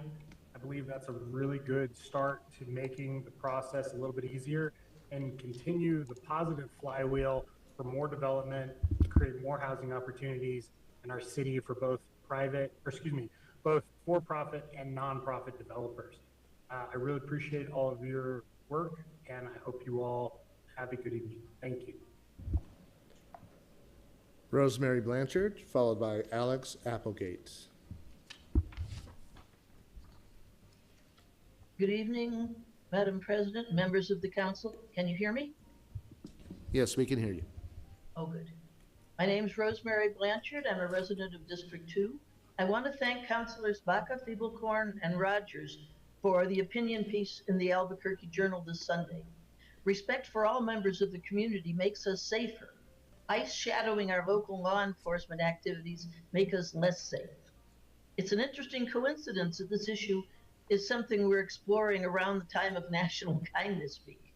It may sound counterintuitive, but a culture of kindness is the most effective means of maintaining safety and security in any community. After 9/11, we all learned the phrase, if you see something, say something. But counselors, that advice only works if everyone involved can trust the people to whom they say something. ICE is a terrorist presence in our community. As counselors Baca, Feeblecorn, and Rogers state in their opinion piece, unidentified masked agents are targeting our neighborhoods at Walmarts, detaining workers on their way to work and tearing people from their families who've been here for years. I know they are making people afraid to go to church, for goodness sake. The vast majority of people being targeted have never committed a crime, and yet they are being denied due process. This situation is bad enough under our existing setup, but if this council should ever change our laws and protection of our residents from ICE harassment and authorize use of our city law enforcement resources to collaborate with ICE, we will all be less safe. Let's not import the culture of bullying that is corrupting our national life. Hold ICE to the due process standards required by both our federal and state constitutions. Counselors, bullying is not bravery. It's actually a mark of cowardice. Let's have the courage to take care of our city. Hold the line against ICE predations against our markets, schools, hospitals, churches, and against our neighborhoods. Thank you. Alex Applegate.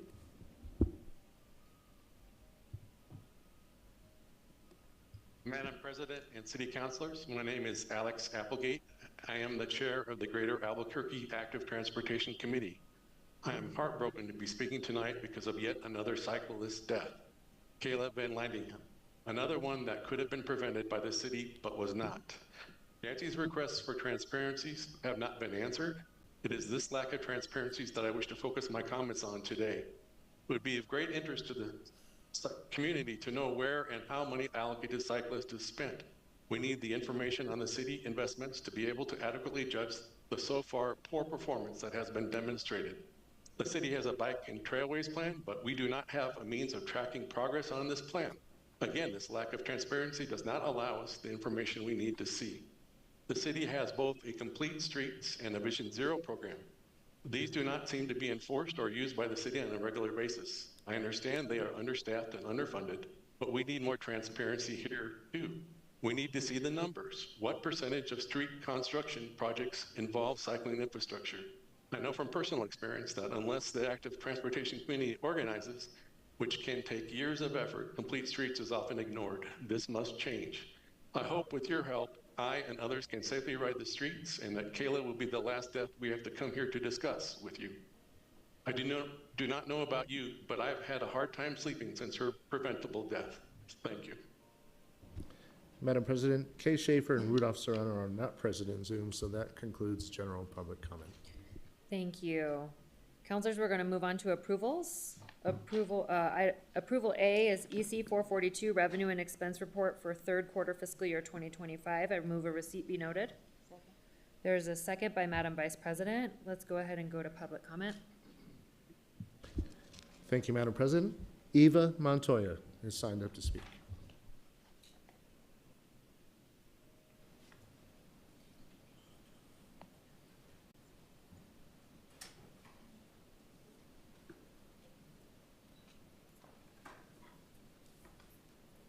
Sorry, I think I sent it twice or something, but could I still speak? So if you want to speak on the revenue and expense report for the third quarter, then, okay. My bad. No problem.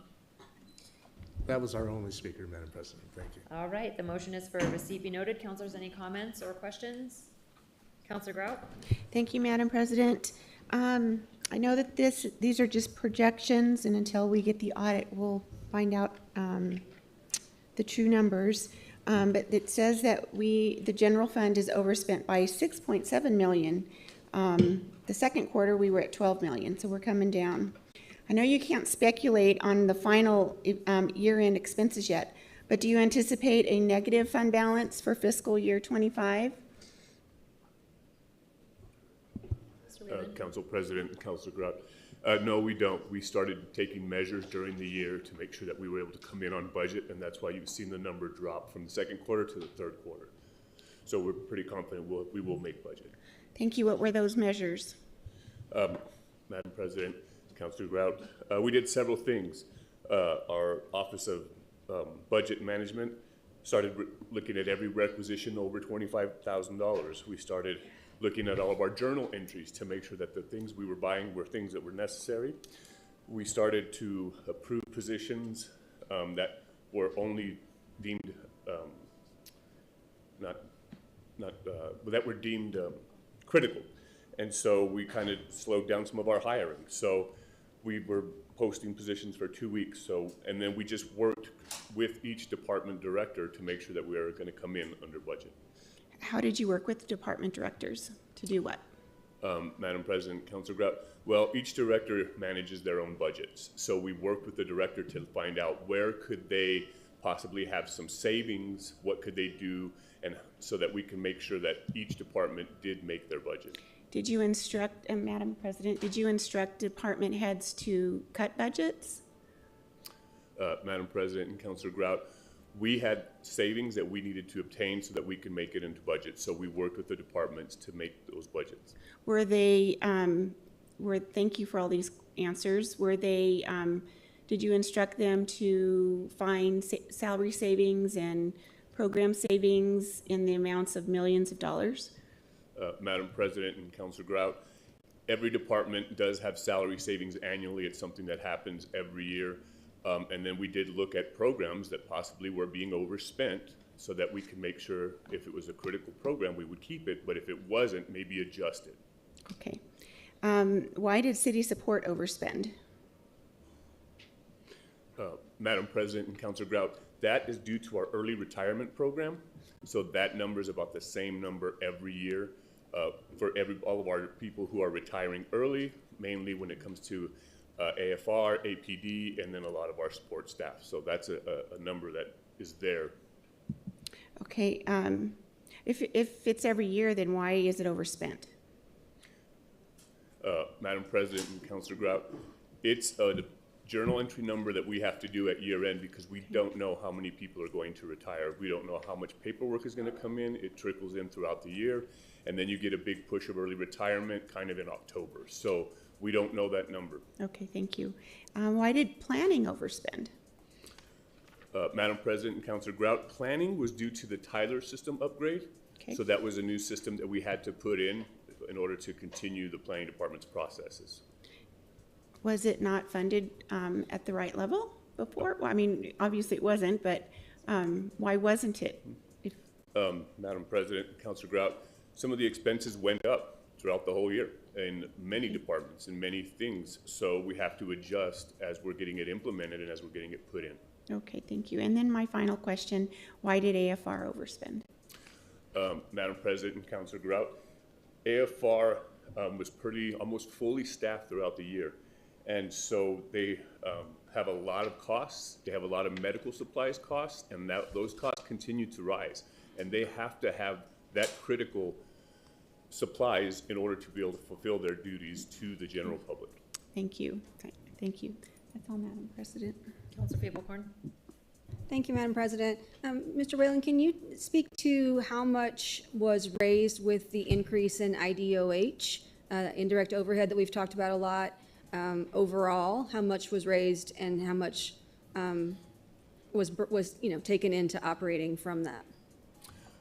Madam President and Councilor Grout, I don't have the exact number, or Councilor Fablecorn, I apologize, but I can get you that information. Okay. Madam President, I'm interested in how much was raised overall and then by department. And then I'm also interested in when we decided to take it back down to the level that it's at now and what the justification for that was. Thank you. And please make sure to send it to everybody. Madam President, we will do that. Councilor Rogers. Thank you, Madam President. I just had a question about risk management being above their budget. Do we know why? Yeah. Madam President and Councilor Rogers, the risk fund is a fund that just kind of is fluid throughout the year because we don't know what kind of tort claims we're going to get. We don't know what payments we'll be making out. All we can do is just work through it and have our estimates. Thank you.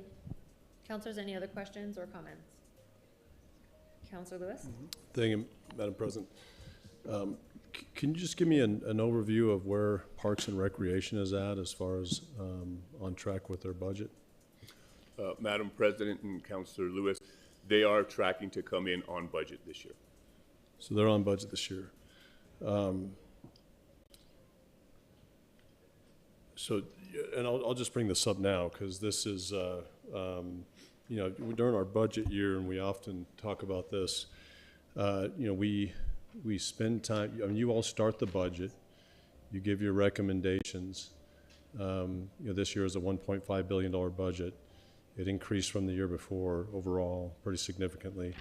And then one of the questions that we often ask is to the directors is, do you have a sufficient amount of money to operate and give the city the best services possible back? We did that with Parks and Recreation, and we specifically had you know, conversations with the director, with the administration, asking if this budget was enough to maintain a high level standard of quality of parks in our city. And you know, the director said yes, it is, and so I think even the question was, do you need more money? We saw some concerns about some of the parks in the city and back then. But now, I mean, this is August, and it's pretty evident that many of our parks around the city are just in disarray. I mean, just in, and I have pictures. I know my analyst, and we actually asked a lot of people from the community in Ventana Ranch, around Cottonwood, to send in pictures of neighborhood parks right now. And I would admit and say that there's some disaster parks, you know, all over the city and certainly in my district. And the statement was made recently, you know, from the administration that it is a budgetary issue. In fact, to my constituents, it was clearly stated that this is a budgetary issue. And so I guess I would ask, do we need more money? Is there a budgetary issue? And would you explain that when it comes to Parks and Recreation? Mr. Whalen. Madam President and Councilor Lewis, I think when it comes to the budget, we have to operate within what we bring in for the general fund and our gross receipts tax. I know for the parks that there was some staffing issues. There's been weather, and there's been other issues at some of the parks that we're addressing. Now, when it comes to staffing, I spoke to the director today, and we are actually going to, due to some shortages in staffing, we're going to start using some outside contractors. We've done this in the past. I remember 3 years ago when it was a lot of rain, our medians had a lot of weeds. And so because the staffing level we had could only address so many medians at that time, we started using a contractor to help us get caught up. And once we get caught up, then we scale back. So that's the condition with Parks and Rec. So, Madam President, and so there are some parks right now on the west side in the district, and I know in parts of the other rest of the city. And if they don't have some immediate care to them right now, if we don't spend some money right now, then the process is going to be, you know, to have to wait, you know, throughout the winter, and then we're going to have to start over on the turf for these parks completely. We're going to have to completely start over with them, which I imagine, you know, spending some money now to repair them and to get them where they need to be before winter is a lot less expensive than replacing entire parks in the springtime. But that's my understanding of what needs to happen, that there's got to be an infusion of cash and money to be able to hire those contractors. Do that right now. And by the way, that your constraints are not the revenue that the city brings in to the Parks Department. Your constraints are the budget that you proposed back in the spring. So the administration, you propose a budget. The council changes it very little, but you propose a budget, and those are your constraints. You don't have any constraints. In fact, your constraints are you can't spend the money because you put it into Gateway, Health and Human Services, other priorities of this mayor. And so And it was my understanding during the budget that the Parks and Recreation Department had everything it needed to be able to maintain a high level of parks in our city. And that is clearly not the case right now. It is absolutely not the case. And one of the reasons given to me, not only the personnel, there was personnel reasons, something like that, but specifically to my constituents, the reason was a budgetary issue, a budgetary issue. So how could you explain that we would have a budgetary issue with not being able to take care of our parks right now? Madam President, Councilor Lewis, we are addressing the situation at the parks. It's one of our priorities that we're taking care of. And where are you getting the money to address that situation? Madam President and Councilor Lewis, it's a brand new fiscal year. So, we budget according to what we feel we're going to need, and that's where we're at. And so it's the summertime, and parks will require more attention right now, and that's what we're going to do. We're going to address it from many different angles. And Madam President, one of the resolutions that was introduced tonight, I'm not discussing that right now, but it is to capture some of the reversions and to ensure that happens. Because again, this council, approves a budget, and then when the department says we don't have the budget to do this, and there's some serious problems, then people look back on the council and go, why didn't you fund this? Why didn't you budget for this?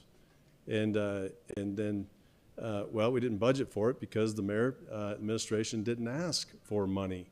They said they had an adequate amount. And so we do need a plan, and I think it is right for this council to allocate some reserves to ensure that you have the money for it, because you said you did in the spring and now you don't. Now apparently you don't, because you also said that you don't. And so I think it's appropriate for the council to take some of those reserves, give you some money for it, and then also to have a specific plan, a rehab, renovation, whatever you want to call it, to be able to take care of these parks now before we have to redo them in a year from now. And if I have to bring pictures next week, and we'll show them, we'll show all of them, and get a real perspective on what's going on in our parks right now, because it's pretty devastating. We have a lot of brown, and not just brown grass. I mean, we have dead dirt, on parks that used to be, many of them for 15, 20 years that I've seen that have been pristine, for a lot of years. And so you look at this and you go, no, what's the reason for this? It's not a drought. That's not the difference right now between this year and last year and 5 years ago and 10 years ago. And again, these are not my words. This is coming from the administration, that it's a budgetary issue. And so if that is the case, then I want to fix that and make sure that, next year that you request enough money to be able to take care of our parks. Thank you, Madam President. Councilor Rogers. Thank you, Madam President. I was reading some more while I was listening to other, and so I thought of a couple more questions. So just looking at revenue categories like interest, permits, and this one that's miscellaneous, they're trending well below expectations. Are we making any adjustments to the FY26 forecasting models based on this? Madam President, Councilor Rogers, we are always forecasting and adjusting as we need to, even when it comes to our gross receipts tax and what we think is going to happen and then what actually does happen. Thank you, Madam President. And that just makes me think of, so how are we as a city managing one-time revenue windfalls like in our automatic speed cameras line that I'm looking at right now versus recurring funding? How do we manage that? Madam President and Councilor Rogers, we manage each thing as we build our budget. So we have a certain percent that we know is going to come in through gross receipts that we set there, and then when it comes to these other funding sources, the money is just allocated within that portion. So for instance, with swimming pools or things you pay for, those things go into the general fund. You have the solid waste department, which is an enterprise fund. So it's all allocated through our budget. Thank you. Last question, Madam President, is just thinking of cross-departmental spending and duplication of efforts. How do we look at that as a city across departments? Just to make sure we're not duplicating efforts in funding and what we're spending in certain departments for certain things. How do we evaluate that across the whole city?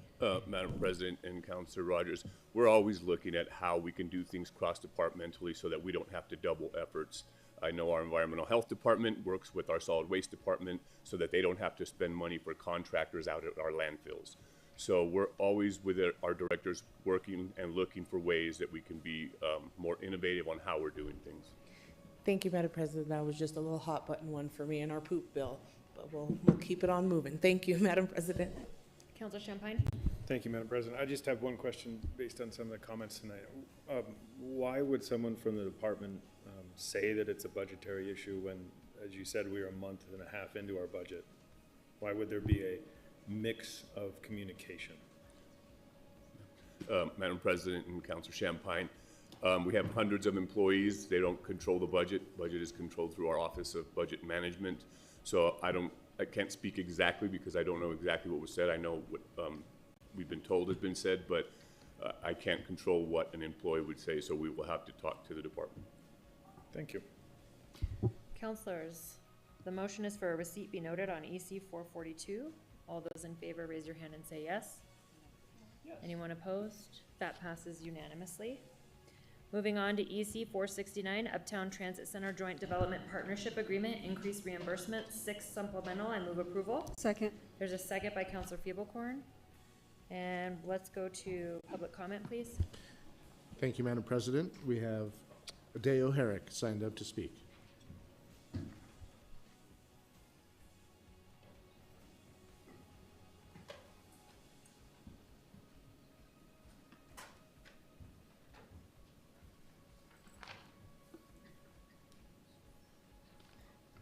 Pardon me, what are we on? This is the Uptown Transit Center Joint Development Partnership Agreement. Yes. EC 469. Thank you very much, Council President. Last time I went there, the public bathroom was locked up. I have used that place as a park and ride, and I've heard a little bit about it through the Albuquerque TRU, the Transit Riders Union. Some of us like riding the bus enough that we're willing to make a whole organization about it. Now, I think that the plans I've seen look very, very good. And then also, you know, there is another catty corner lot that is full of, you know, weeds and cracks in the concrete. It's near the APS and the total line. I think that that would be another excellent place to look at for these sort of pretty awesome projects. Thank you. Madam President, that was our only speaker on this item. Thank you. Thank you. Councilors, any questions or comments? The motion is for approval of EC 469. All those in favor, raise your hand and say yes. Anyone opposed? That passes on a 9-0 vote. Councilors, we're going to move on to final actions. 095, Councilor Baca.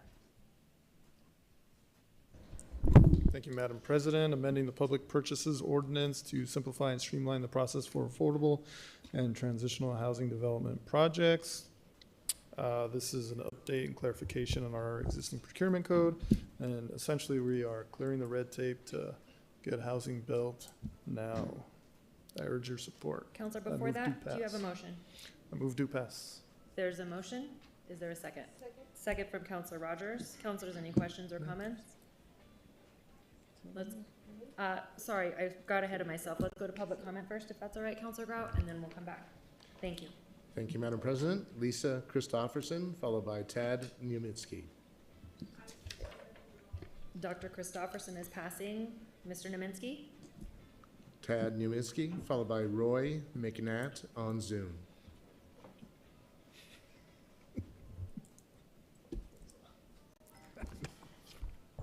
Thank you. My name is Ted Niemitzki. Well, here is public purchasing ordinance and simplified. Well, how can you trust it and simplify it to contractors, builders, contractors, vendors, etc., etc. When there we have in this government no accountability. I've been told over and over why, when the money goes to, for example, not profits and so on, contractors, that we have no power. They can do whatever they want, with this money. Where is some kind of accountability? Now, issue housing. And for, see right here, line 13, very low income renters. Well, the affordability. How about affordability when government charging for apartment twice more than across the street private little guys?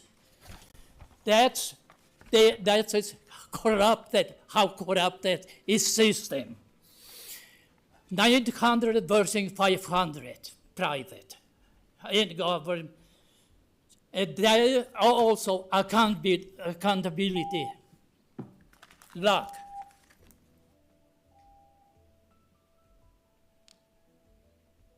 Roy McNatt on Zoom. Roy, if you'd like to speak, could you please accept promotion to panelist?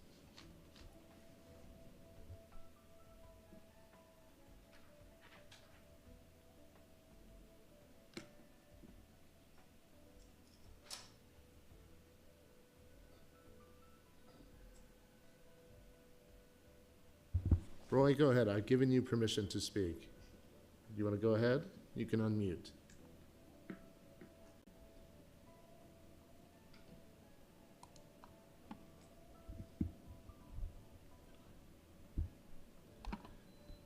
Sorry, maybe some technical difficulties.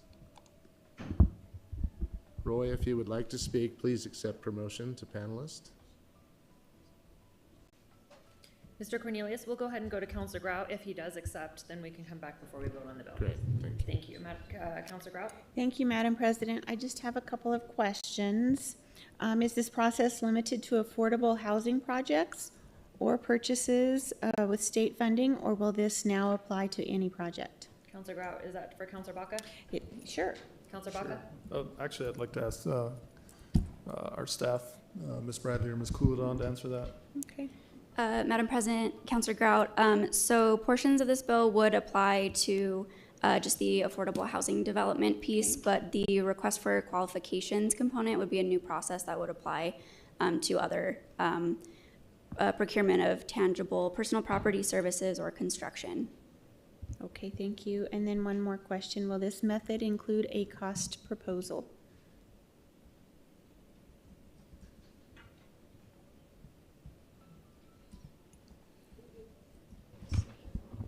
Ms. Bradley?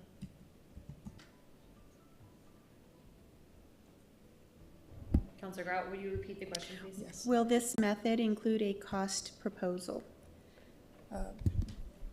Madam Chairman, or Madam President, Councilor Grout, it really depends on which one you're using for these. So the exemption that's specifically to streamline the affordable and transitional housing would have to have as part of it the MFA, Affordable Housing Qualifying Grantee, and that has a huge list of items in it that shows that what the project's about, how much it costs, how much they're leveraging, and a lot of that information. So it would be included in that. In the request for qualifications, when you ask for a request for qualifications, it's based on experience and qualifications, but it is, you would want to know how much, that they're going to propose. It is not based like a request for bid on low bids, but neither is a request for proposals. Right.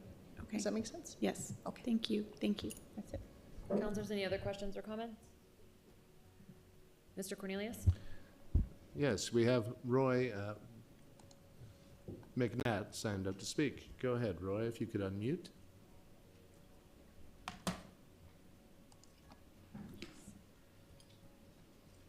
Hello, can you hear me?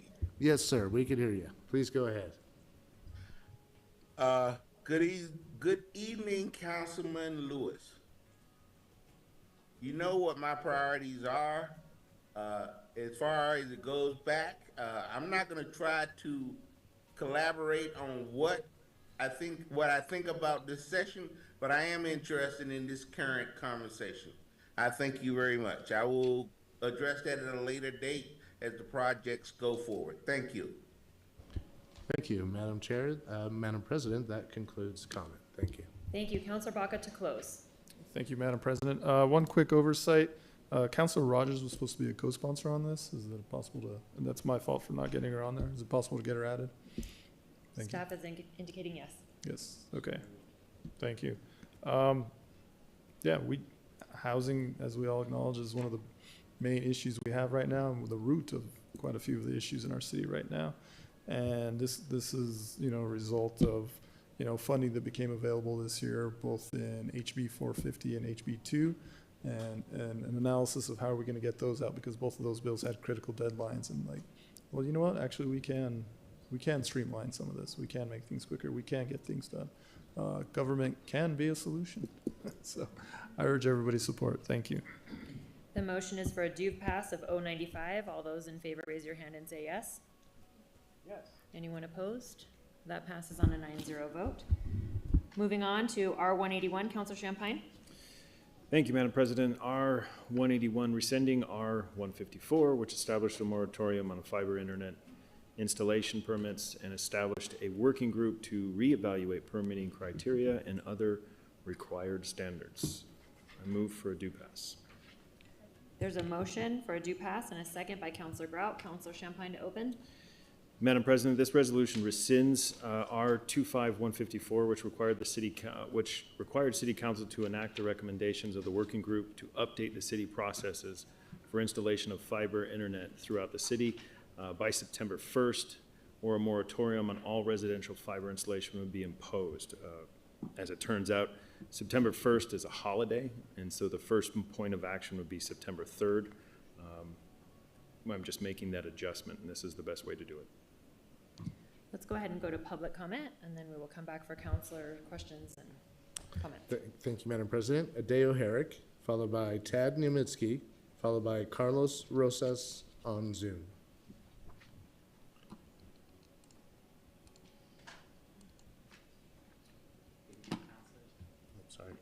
Good evening, councilors. I'm just here to say that I like fiber internet, and like it a little bit more than I like Starlink. Thank you for your time. Tad Niemitzki, followed by Carlos Rosas, followed by Richard Estrada.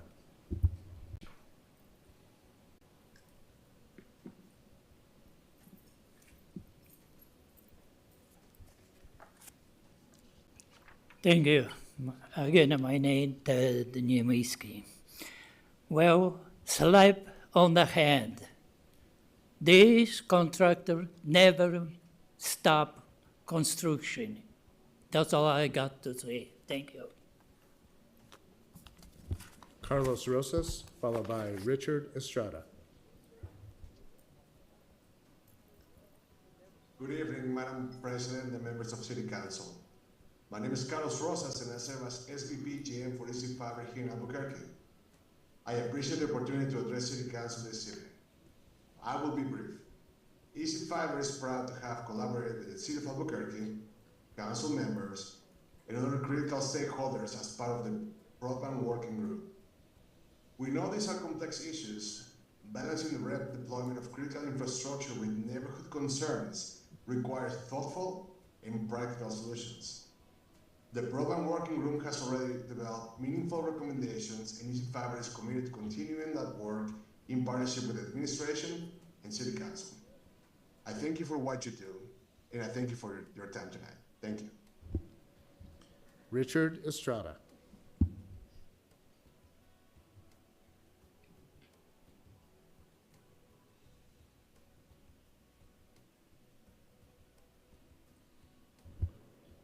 You are muted, Richard, if you're trying to speak. There we go. I'm sorry. Thank you, guys. Madam President and members of City Council, thank you for your time to address you this evening. Easy Fiber supports Councilor Champine's resolution to rescind the moratorium so that the community-driven process can continue. Over the past months, we've worked closely with the administration, council, and other members of the Broadband Working Group to develop pragmatic, meaningful solutions to real challenges. That work has shown what collaboration can accomplish, and we look forward to continuing on that path together. Our commitment is to the people of Albuquerque. We know this isn't just about building infrastructure, it's also about doing it in a way that respects neighborhoods and strengthens our city. We're ready to continue working in partnership with stakeholders to move forward responsibly. Thank you for your time this evening. Madam President, that concludes comments on this item. Thank you. Thank you. Councilors, any comments or questions? Councilor Feeblecorn? Thank you, Madam President. I got a lot of questions about this today from constituents, and so I was just wondering if it would be possible to have the broadband program manager give us an overview of where we're at with this process so that we all know that we are not just rescinding, but actually still moving forward. Thank you. I believe Ms. Nicolau is back there.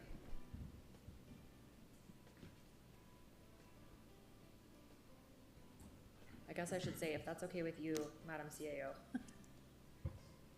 Thank you. Welcome. Good evening, Madam President, Councilor Feeblecorn. Thank you for the opportunity. We, as a working group, we met 6 times. It was a total of 10 hours that we put in together. Thank you, Councilor, for creating this working group. We've had some really wonderful conversations. But as mentioned by Carlos Rosas, the SVP of Easy Fiber, these are complex issues, which is why we still have a digital divide, in this case, an urban digital divide in the year 2025. But to give you an update, after meeting 6 times, having about 10 hours together, some was over Zoom, some was in person, resident engagement of the fiber projects has increased in the sense that residents are telling us that they feel empowered. They know what these rules say. They've read them for themselves. They're aware.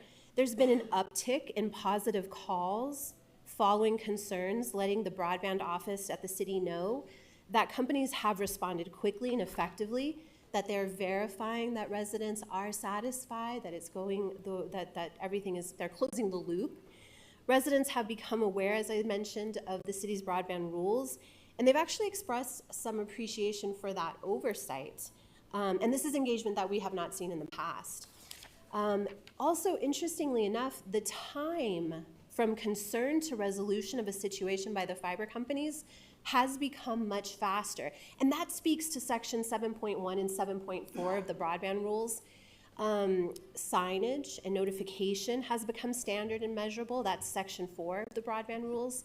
Emergency repairs are actually being completed quicker. That's what we're noticing. Just in general, things have improved. Thank you, Madam President. One last question. The broadband rules are online so folks can read it. Can you tell us where to get those? Absolutely. They are, the City of Albuquerque has a broadband page. It's the broadband office page. What I do sometimes is in Google, I'll just type in City of Albuquerque broadband. And when that page pops up, you go there and it'll take you to, there's several other links that'll take people to the rules. It's also on the city clerk's website. If anyone has, I'm sure we can get it out there in other ways too. Thank you, Madam President. Thank you. Councilors, any other questions or comments?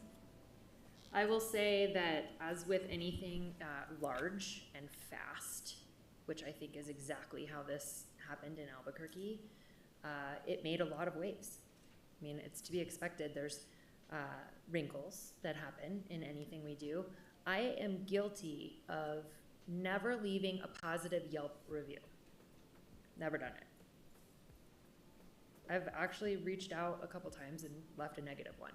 So I will say that Ms. Nicolau and Ms. Zakovec,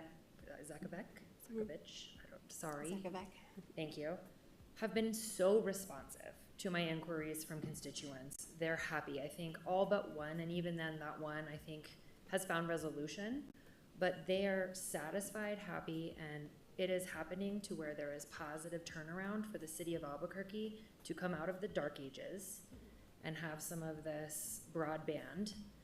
So I really wish, myself included, I would start leaving positive reviews or emailing city councilors or whoever else it needs to be with something positive every once in a while, because for all of the negative things that have happened, and they've been significant when it comes to the fiber optic installation in Albuquerque, I have a feeling there's been a lot of positive interactions and a lot of people who have been really happy and satisfied and had a seamless experience with the installation of that in their neighborhood. So I am grateful to the two of you for your responsiveness and professionality that you have, the professionalism that you have with the constituents as well, and I say thank you, and I'm very much looking forward to, I really want fiber optic at my house, because it is really bad, my internet's really bad, and I know I'm not the only one.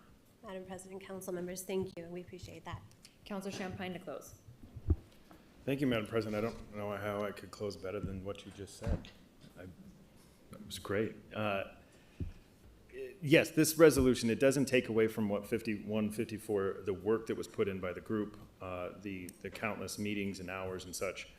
All this is basically based off of the working group and the administration's submission of the results of that, and the timing of the first of the month and the third of the month meeting is what this is. I would hate to, realizing that the first is going to be a holiday, and what the resolution states is if it's not turned in and approved by this council by the first, that the moratorium goes into effect. Based on the work that they put in, and obviously the amount of effort from all parties have shown, I don't want to penalize not only the citizens of Albuquerque, but also the parties that have provided so much information and guidance and collaboration. So with that, I urge your support on just making this slight adjustment on the timing. Councilors, the motion is for a due pass of R181. All those in favor raise your hand and say yes. Yes. Anyone opposed? That passes on a 9-0 vote. We are done with final business. Or final actions. There is no other business. We're moving on to administration Q&A. Councilors, any questions for the admin? Councilor Grout? Thank you, Madam President. I just have a couple of questions for our ACS Director, Director Escobar.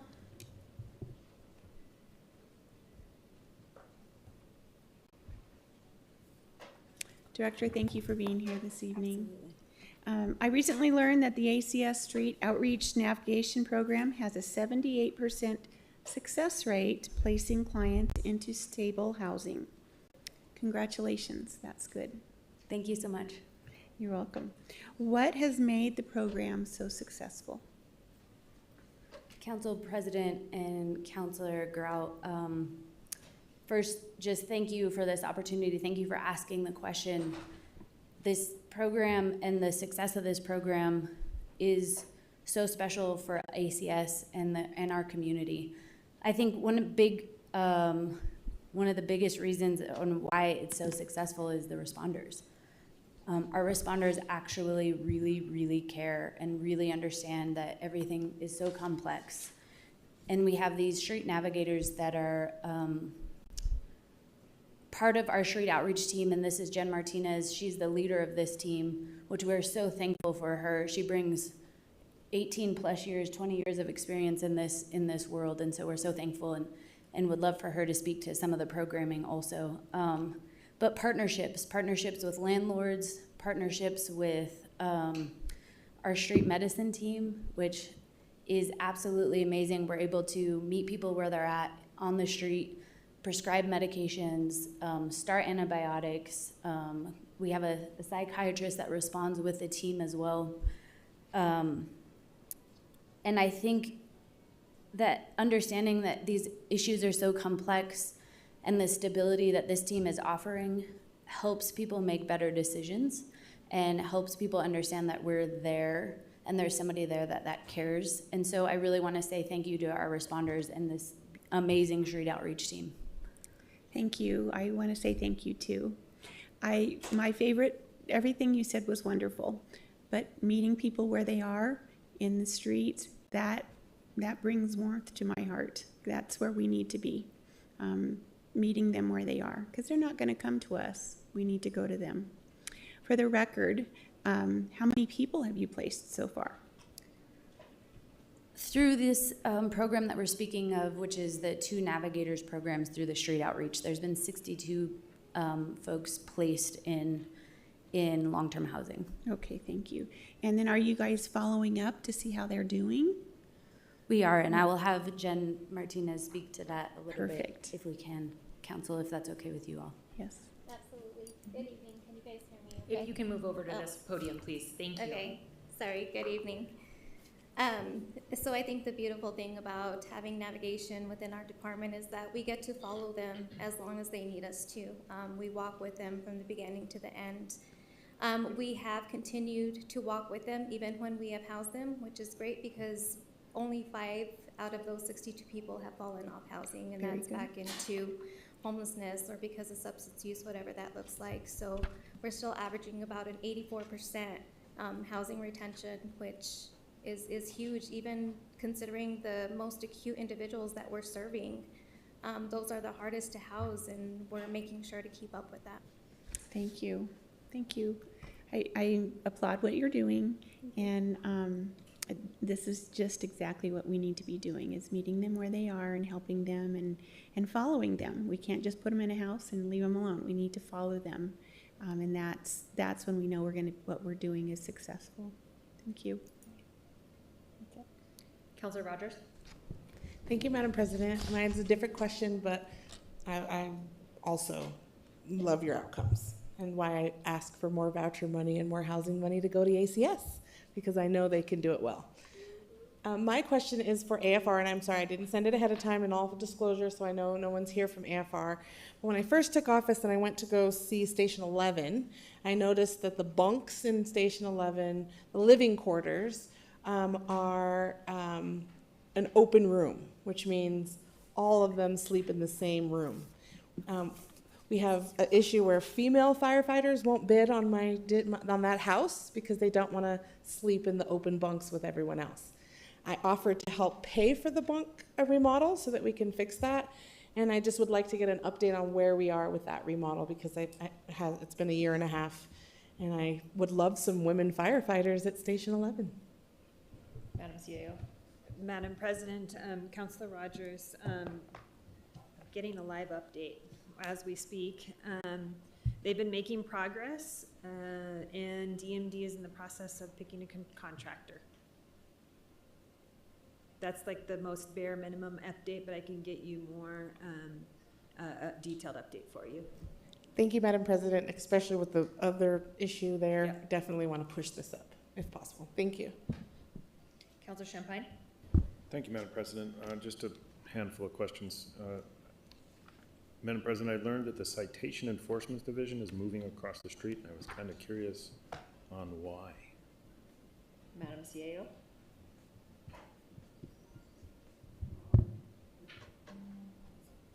Madam President, Councilor Champagne, I think I'll have to look into it to make sure I answer your question accurately. Which, are you speaking of the code enforcement? Parking's the one that's literally across the hallway. They're moving into the building across the street. Okay. Is there a reason that we moved them out of the basement? Madam President, Councilor Champagne, we have talked about accessibility and access for individuals paying both parking and speed tickets, and ensuring that it's easier for them to find the location. And they also have have wanted additional space. But I will get you our exact reasoning. We went through a full space allocation, and then I want to make sure I give you a full answer. Thank you, Madam President. Question 2. Wait. Yes? Madam CAO, will you please make sure that we all receive that information? Yes. Thank you. Madam President, and this is for the administration again, the SHIELD unit of APD, which was made up in 2018, assisted with case preparation.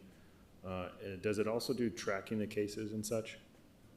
And I know that I didn't submit these, so APD is not here, but. Madam President, Councilor Champagne, I'd actually think it'd be great to get you a full update related to the SHIELD unit. I think all of the councilors would benefit from hearing. This has been a significant discussion that we've had related to prosecution, both officer prosecution as well as DA's prosecution. We've had lots of conversations and data tracking related to where cases sit in the city, or I'm sorry, cases brought forth by the city. And so I just would love to give you a full update, but I'll also get that specific answer for you. I think there's real value in us understanding what the SHIELD unit does to coordinate. Perfect, thank you. My last question, Madam President, it was brought up several times tonight about the HVA systems that are failing city-wide. Libraries, I know in my community center and up there, is there a reason why we have so many HVAC systems failing within the city facilities?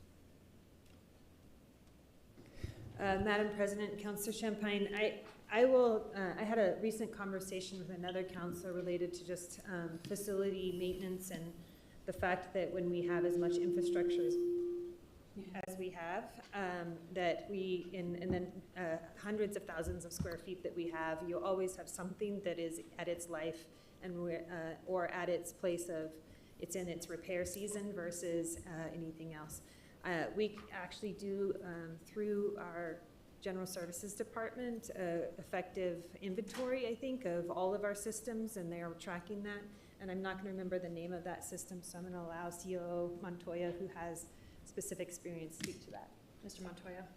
Madam President, Councilor Champagne, so let me begin by saying that funding for most of our HVAC systems, electrical, anything that has to do with the general operation of a building, comes out of our GEO bond program.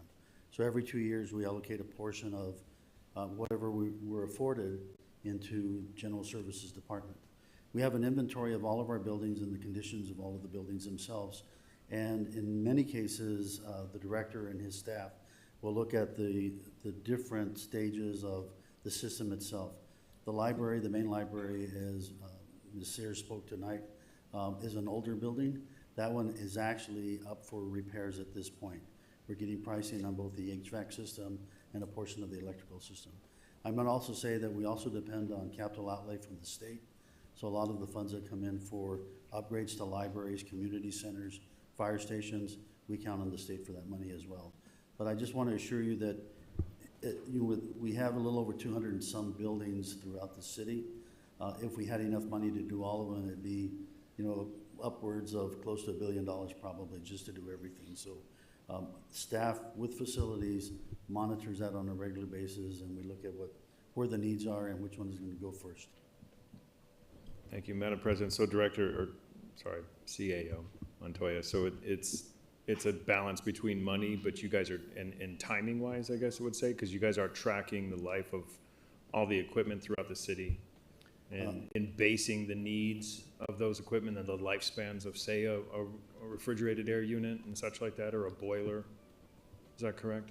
Madam President and Councilor Champagne, that is correct. The system that we currently use is the BRAIN out of Safes Group. We're able to monitor all of the systems throughout the city. That gives us a clear picture of where we are as far as the day-to-day operation, how much utilities are used, and the conditions of that equipment. The other big expense that we have that we just can't seem to get a handle on, I mean, it's an ongoing problem, is roofing. We just spent roughly $6.5 million to do only a portion of the convention center. If we were to do all of the convention center, we'd be upwards of about $9 million. We just finished Alameda Community Center with roofing, so that's another need. We never have enough money to do everything that we need, so the department prioritizes those. There's a listing. We have an individual that tracks, and we have a list, a category of which building would be next, which building would be after that, which we would do in 25 and 26 and 27. It's just based on funds. Thank you, Madam President. I bring it up, and as you were saying it with the air conditioners, it came to mind. I was recently at an Isotopes game, and there was a little R2 unit in the suite that we were in because the air conditioner was out. And I was advised by people there that the offices below were sitting at 92 degrees for the entire summer. So Isotope Stadium as well, that's only 20 years old, I think. So I want to look at our list for that one. Yeah, Madam President and Councilor Champagne, we'll bring that to Mr. Atencho's attention as well. So. I appreciate it. Thank you, Madam President. Councilor Lewis. Madam President, so Councilor Champagne referred to the parking division. In which division is, or which department is the parking division housed? Madam President, Councilor Lewis, Parking Division had been residing within DMD. We recently evaluated the type of work and the association that it has with both parking enforcement based upon their work and metro security, and so we have now adjusted them and moved them into the General Services Department under the deputy director there that oversees security, so that we have the opportunity for the coordination of security and parking enforcement together. So you moved the parking division from DMD to GSD. When did you make that decision to do that? Madam President, Councilor Lewis, it was in late July, I believe, that we finished the assessment and made that decision. So, and I mean, it wasn't in the FY26 proposed budget, but it sounds like you made that decision before the budget started. Has there been any memo, any executive directive, any internal communication to formalize that transfer? Anything signed or unsigned? Madam President, Councilor Lewis, it occurred at the end of July, which was not before the budget went into effect. And I believe it's been communicated formally within the departments. Was it communicated to the council? Madam President, Councilor Lewis, we have not officially communicated that. They were in the process of working through exactly what that organizational structure would look like. Our teams are looking at what the impact is related to the budget specifically, and we would provide you all with an update. So, Madam President, which department is currently managing the personnel, the contracts, and revenues, all tied to parking operations? Madam President, I will ask Mr. Whalen to give that specific response. Madam President and Councilor Lewis, I do believe that most of those items are being done by the GSD department. There is some crossover that is happening as when we combined other departments. So it's still in, I guess, transition. Is the intention to move all of that administratively under GSD? Everything? Madam President and Councilor Lewis, that's the goal as we continue to work through this. Okay, and how was it communicated internally? How did you all communicate internally of the change? Madam President, Councilor Lewis, as we do with any decisions related to organizational structure, the department directors and deputy directors work with staff. Okay.